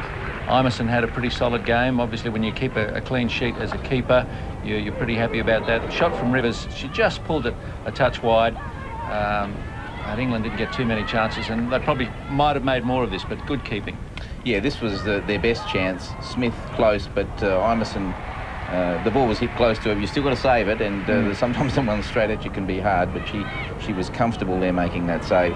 And then really Australia broke away. How is this for a clinical finish from Netherl? One touch, and if you don't mind, top corner. Hilary Rose, not much of a chance there. And one of the younger players, Netherl, but traditionally a midfielder, but she got the chance at the front and she took it, and that's what you have to do. And another one here for Trini Powell, admittedly off the foot of Nicholson, who had 2 goals go into the English net off her body, back and foot, but Powell will claim it, rightly so. And last one from Faulkner, and 5-0, pretty emphatic, and that goal difference at the end of the day, Rick, might be worth something. Well, the goal difference is going to be very important, and significantly also, Netherl and Faulkner are young players that would increase their confidence. We expect Powell to finish as she did. Skirving's looking dangerous on the corners. The defence is watertight. I like the way it looks. Well, England probably didn't like it too much. Here's Neil Cross with their captain. No, I'm sure England didn't like it too much. Kate Walsh, very disappointing. I guess in a word that sums it up. Yeah, just really disappointing. I think the Aussies gave us a show in how to finish today. I think we had a few chances in the first half, but you know, in international hockey at this level, if you don't take those chances, then you're going to get punished. Our basics let us down in the second half. We just got overrun. And is there a fatigue factor? I know you've had a camp in Canberra in preparation for the Great Britain side. So is there a fatigue factor that showed itself late in that second half? No, I think we're definitely fit enough. But as any sports person will tell you, if the opposition are getting a roll on and a few goals are rolling in one after the other, I think fatigue sets in your head rather than in your legs, and that's where you've got to be mentally strong. I think we can improve on that in the next game. Well, you've got the Koreans tomorrow. Good luck with that one. Thank you very much. Okay. Interesting to see. Thanks, Neil Cross. If the English can recover after what was a type of result that could knock them around a little bit. Well, yeah, Trish Heavily would be worried now because they aren't a team. England isn't a team that has done well in that situation. Well, Neil Cross, I think, has got a pretty happy Australian captain down there in Trini Powell, and she knocked in a couple herself. Neil, over to you. Thanks, Steve. And Trini, I guess you would be happy with that performance personally and as a team. Yeah, pretty happy. I thought we started a bit stiffly. I think we were very nervous, but second half was much better, and yeah, good way to start the tournament. And a couple of penalty corners to start with to get goals in 2 from 2. You must have been happy with that start for sure. Yeah, very happy. We've obviously been very pleased the way Angie Skirving has been flicking the ball, and she certainly got her opportunity today and took it. And a bit of a run on in the second half. Certainly 3 field goals to finish with, nothing to be disappointed about, that's for sure. No, exactly. It's always nice to knock the goals in, and I think the English suffered a bit from the heat today. We've had relatively cool weather during the week here in Sydney, and today's been very fine, and they struggled a little bit, I think. And the Dutch tomorrow ahead of you, something to look forward to? Yeah, I'm not sure that look forward to is the right call, but yeah, they had a loss today and they'll be out for some revenge tomorrow. Okay, well, very, very good luck. Well done today. Thank you very much. Yeah, it will be a confident Australia that goes into that match against the Dutch tomorrow. Well, the other match played today involved the current Champions Trophy holders, China, taking on the Netherlands, who are possibly the tournament favourites this week. The Chinese are out to show their win in Macau last year was no fluke. Let's see how they went earlier this afternoon. So all in readiness, just about, for the start of the game. The players will come together and welcome each other, and then we'll be just about set for a start. And Rick, China, coached by the ex-Korean Kim Chung-bak, and pretty much, as we said, aiming for better things As we just look through the list of players, Nia Li, considered the best goalkeeper in the world without doubt, and she obviously is a key for the Chinese. And Ma Yibo, very strong player through the midfield, and something to look forward to there. And as we said, they're pretty much a largely unknown quantity this year. Well, yeah, their performances up until now have been problematic, but the Netherlands, on the other hand, have been more consistent. Maj Donna's a striker, a 29-year-old, best in the European Nations Cup recently, and debuted in 1994. And her favourite sports moment, I see, is the 1996 Atlanta Dutch gold in men's volleyball. So I think I know where she's wanting to go with this team. Yes, they've been pretenders, second in the last 2 World Championships, 2 bronze medals the last 2 Olympic Games. The Dutch would be wanting to go further in Athens, and this is, of course, an important stepping stone.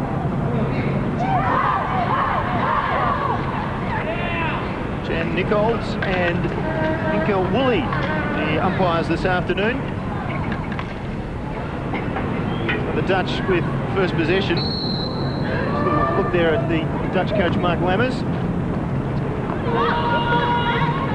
And immediately going to the end. The Dutch, that'll go over the end. Will be a free hit to China. So Chinese immediately with some possession. They've got a very strong defence. You'd expect that that's what they'll be looking to do, just weight the numbers behind the ball, Rick. They're a fast-breaking team. They counter-attack. And we saw a pretty aggressive press there by the Dutch, but it was broken by the ball over the top from China. Zhao Wangfeng awarded the free hit there, and China again. Somewhat haphazard the first few moments of this game. We've gone 7 or 8 minutes, and neither side got any superiority through the midfield. It really is cat and mouse, isn't it? And this is what you talk about, Rick. They're just taking their time from the back, and that's the time they want. No pressure this time from the Chinese, content to sit back. Skeepstra over the ball. And yeah, exactly. That's what the game is. You wait for an opportunity to make the interception that should have been made there, missed by the Chinese player. Now here's a breakaway. The Dutch push through the middle to Donnas. Just pulled out of that and caught one for a trouble. Chinese push forward. We'll keep an eye on Donnas. Just looking at her leg as the Chinese go forward through Chen, and Skeepstra cuts it off, and in the end it's a free, or it's out, was it?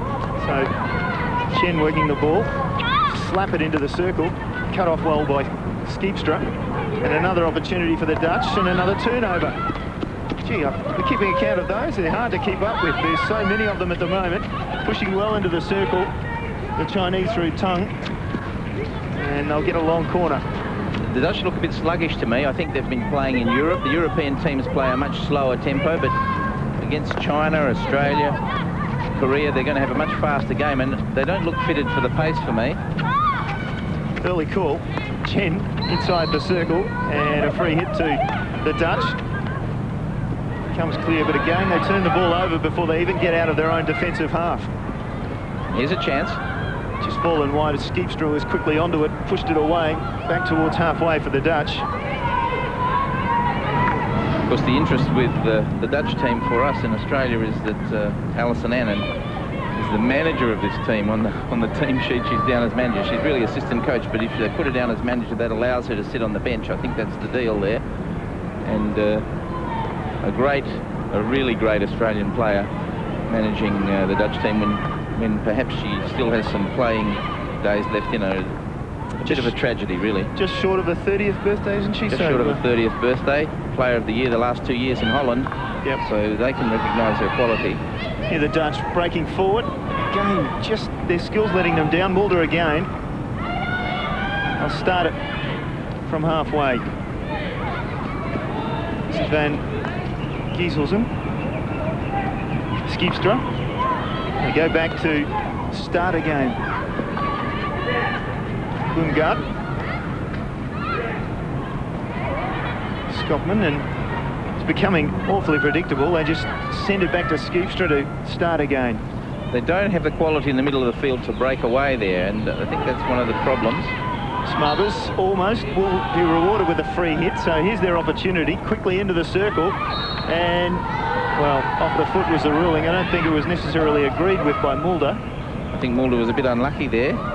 Efke Mulder, of course, has come back into the team late because of the injury of De Mello, but she has played 30 or 40 internationals. And Kessel looking for the 1-2 at the edge of the circle. Chinese working hard to get it away. Chen did so, but only briefly. Now the Chinese, their opportunity to take possession, set up and build. They'll try and come across to this side of the park. They've got a little bit of space to work with, but the Dutch pushing hard.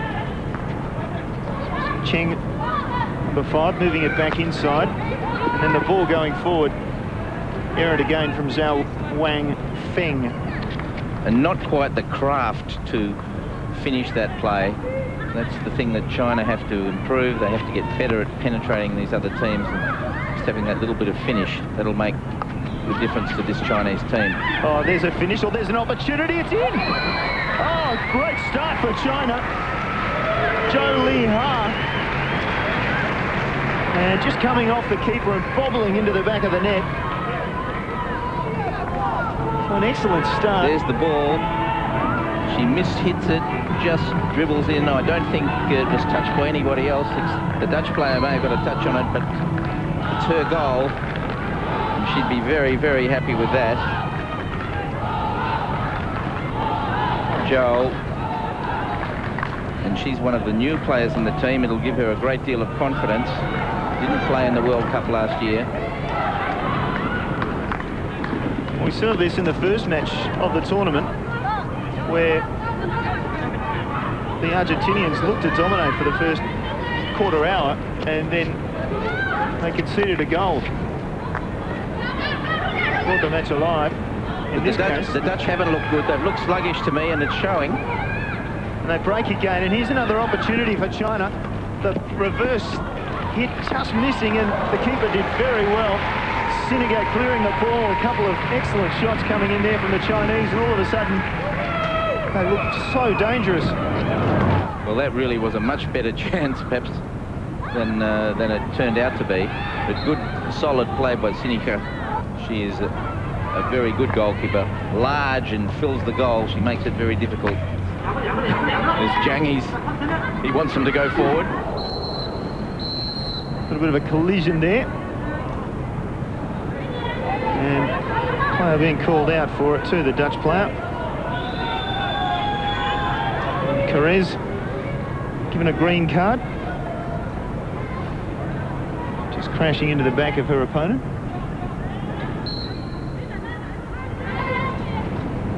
And China work the ball back through the middle again, and then out to Chen. Chen Zhaosha. Ball just taken off her, but wasn't really going too far. Koyman in there with the interception. Now they get an opportunity to break. A ball across the circle now would be dangerous. It's inside the circle. The Dutch working hard, just want to get the ball out of there. And there was a situation China may have been able to capitalise on. Good work in going forward, wasn't it? You get the impression that the Chinese were just a little bit reticent there. That really was a great chance, and one or two hesitations was the difference between that being a goal shot and cleared by the Dutch.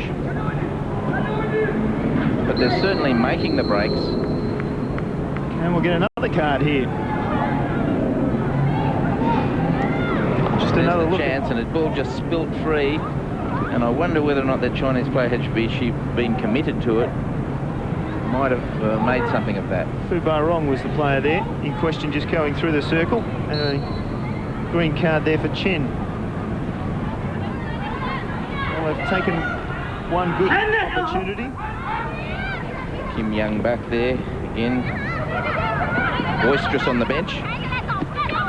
Given that he needs an interpreter to talk to the players, you wonder why he'd be yelling out to them. I think he knows how to shout. Just the right instructions. Forward, back, stop. China again, interesting attack. This is Tang on the edge of the circle, just about. Ball pushed away from her by Skeepstra. So a long corner again.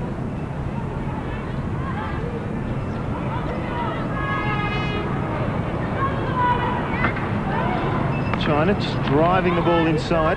Don't think that hit anybody. There was a clash of sticks. In the end, it'll be free hit at the top of the circle for the Dutch. And of course, Boomgaard's physically came across there. She's pretty tough. Here's an interception. Oh, a chance, wasn't it? That wasn't the best of flicks in the air, was it? China, though, push forward again. Zhao moving the ball inside the circle. And really a great opportunity. A little bit of polish there. It's always needed.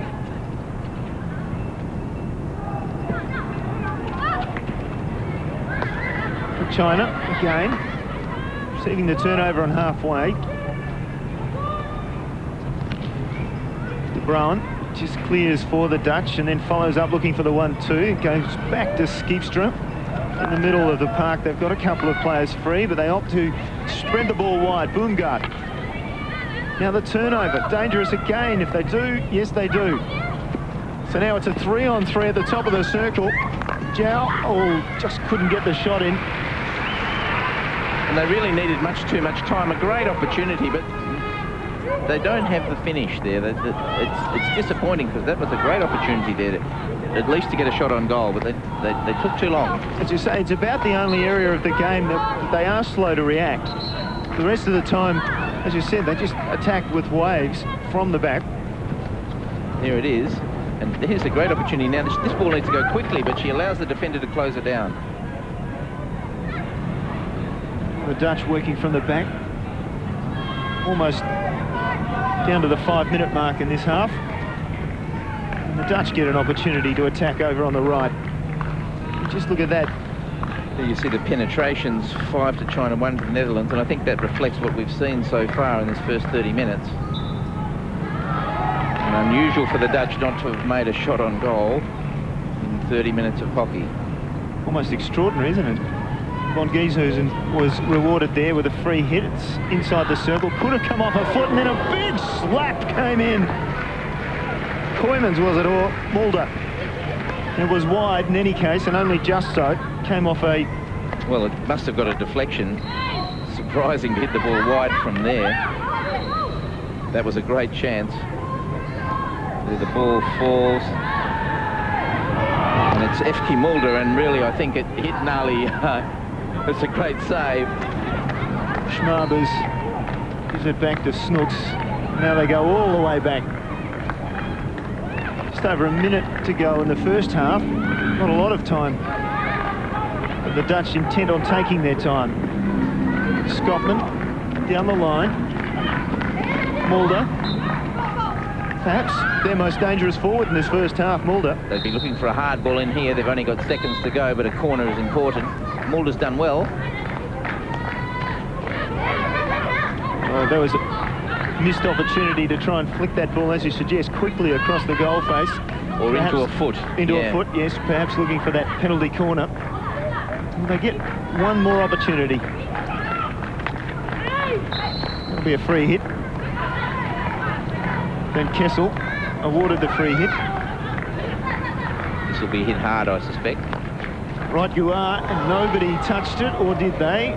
They did. The keeper, Nia Lee, just got a foot on the ball, pushing it across to the other side of the ground. So is Donners. She'd love to make an impression on this match. She hasn't really so far. Very brave, leaving that ball to go across the face by Nia Lee. That could have been very dangerous.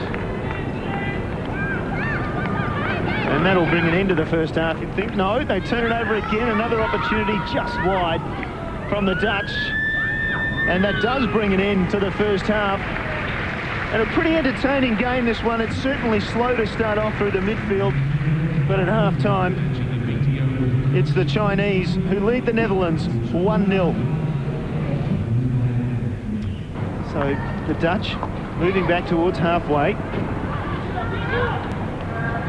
I've already mentioned that China aren't so good at finishing. I think the other area where perhaps they lack is they do get anxious and nervous in this situation. They're leading, they're playing pretty well, but they're the sort of team who will perhaps try and defend this lead, and perhaps they don't have the mental toughness sometimes in this sort of situation. And here's a chance for Donners in space that she hasn't seen like in this match. Oh, good ball into the middle, and well saved by Nia Lee down. in front of the oncoming player. And that was some of the quality of Donna's, and the delivery was pretty good as well.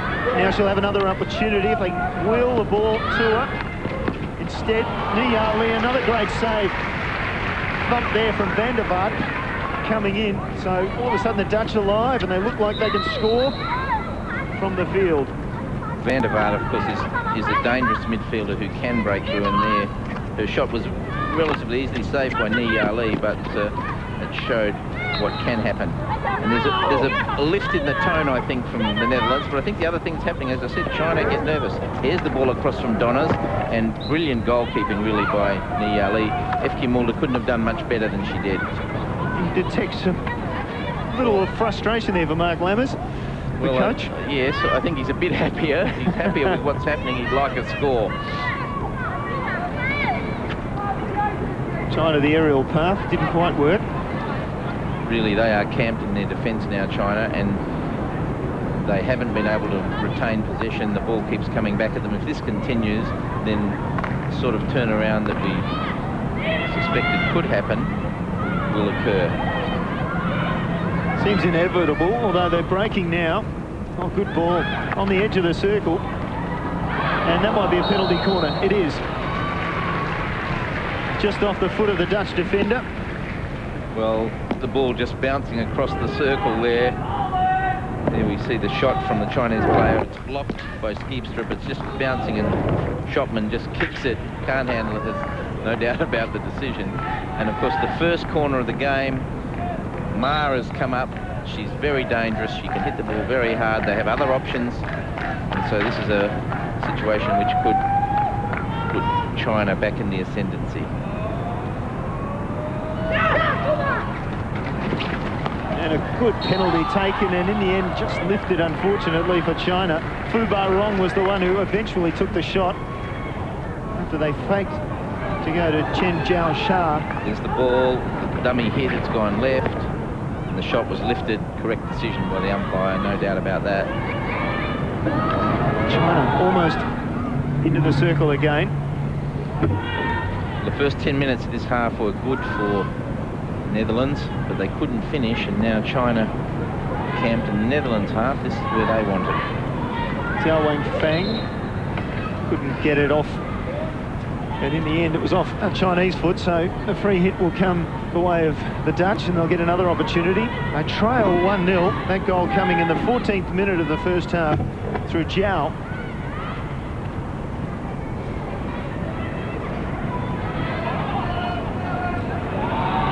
Well done, and well worked forward by the Dutch. Comes forward to Donnas. Works it across, still not able to get the penetration, and that's come off a foot as well. So it'll be the free hit on the edge of the circle to the Dutch. And again, they'll be looking for the tip in. That's the way they go. Netherl has put it in herself. No. It'll be a long corner. The ball hit from outside the circle, not touched by anyone inside the circle, so no problem for Netherl, but lots of anxiety amongst the crowd. The Dutch come forward again. It's starting to get dangerous for them. Look at that clock, counting down under 14 minutes. They trail 1-0. The only goal in this match coming after 14 minutes in the first half. Much more urgency about the Dutch now. You can really see it climb, can't you? Donnas on the edge of the circle. Should get a shot away here, just to the right.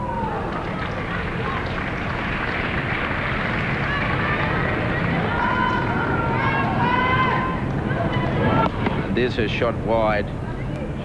She's working hard, but the Chinese are holding out. Here's Donnas. They need something from Donnas. Pushes hard. She's awarded the free hit. Umpire played advantage, and then Donnas looked up when she was dispossessed. She's over the ball again now, looking for something special. Gets another free hit. The offence is coming thick and fast from the Chinese defenders. Donnas pushes the ball, gets it back immediately, working hard. Now she goes, oh, she's created her own path, and yet Netherl just kicked the ball away, still in the danger area. Netherl, brilliantly well done. Van Ginhuizen gets the shot in. But Netherl Lee was good enough to deflect. Get another look at that one in a moment. And finally, it'll be a free hit to China. The Chinese defender's looking tired, and there Donners goes right through. Netherl Lee saves easy, but this is the good save. And Gienhausen whacks it, and fantastic work there by Netherl Lee, and she really has been the difference in this second half. Her reputation is she is the best keeper in the world. Whilst we question how much she knew about a shot that went in and she saved in the first half from the Dutch, there's no question about that one. It was a very good save. And now at the other end, China has a penalty corner, just the second of the match. And really a bit of an agricultural tackle there. De Bruin, or I think it's De Bruin, yeah. And she interfered with the Chinese player. No question about that. The counter-attack, this could take the pressure off China because they're looking very tired at the back. The last couple of moments we've seen a couple of very good chances for the Netherlands because of that fatigue. But they need to defend this corner if they're going to stay in the game. Zhao Shah lining up there, and she's my pick to take this shot. They just stop it, and there she goes, and almost in. Oh my God. That ball deflected up into a Chinese player. Should have been another corner. I think the umpires are now conferring over it, are they? Conferring over it. And long corner, in fact. Now, we said under 10 minutes to go. 1-0 China. Number 4 side in the world. China up against the number 2 ranked Dutch. Right across the circle. Here's an opportunity. Perhaps no. And Van Kessel was interfered with. Well, the Chinese were annoyed because they think it came off a stick. The player was on the ground.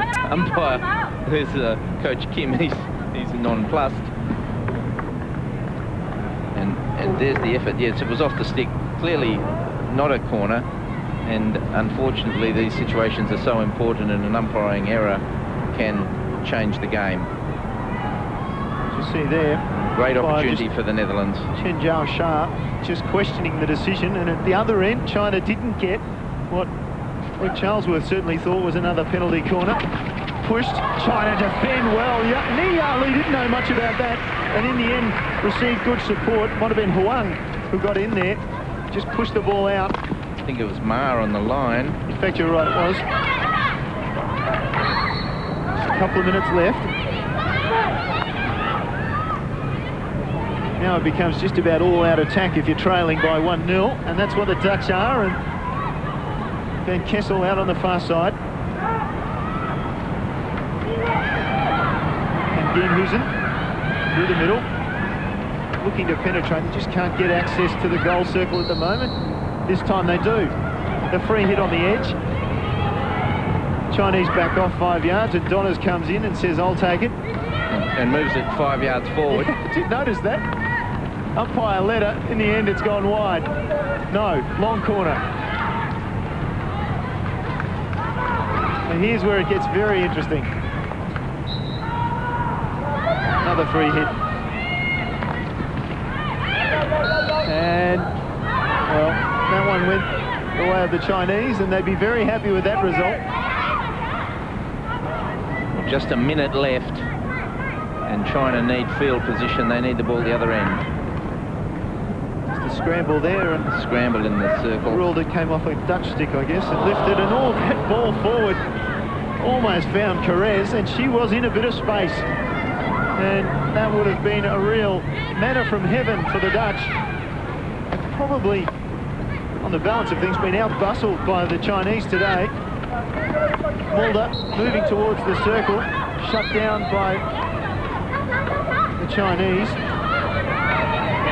Ma Yi-bo was the player in there, and they'll get this one final fling, perhaps. They work the ball into the circle, and China works it out again. Well done. Van der Vaart was the player taking it in, quickly takes the free hit too.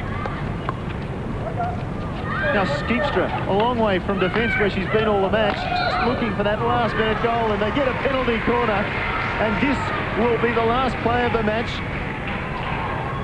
They will, of course, play on until the penalty corner is complete, and we're about to hear the siren. The signal time is up. Well, Skeepstra did her best there. She ran to the back line, back onto her leg. Well done, and now a chance. Siren's gone, game's over, but there's still a chance for the Netherlands. And so many times we see in this situation a goal scored. Can they make the stop correctly? Ogin is going to push the ball in. This is where you don't want the ball to bobble. And the Dutch put on a play. In the end, it's come off a foot. And umpire has seen that. It's come off a Chinese foot. They get another penalty corner. We'll have a look here. The ball's knocked. Well, it's a bit hard to tell whether it's going in or not. I think it was probably missing, but it's another corner. Here we go again. Out it comes. This time they go with the flick and over the top. And what does the umpire say? That's the end of the match. What a way to finish. And already game 2 of the Champions Trophy tournament in Sydney, and we've got a bit of an upset. China, unbelievably, 1-0. What a great finish to the game too. 1-0 for China over the Netherlands. Well, I think that's right, as Neil Cross described it, an upset because the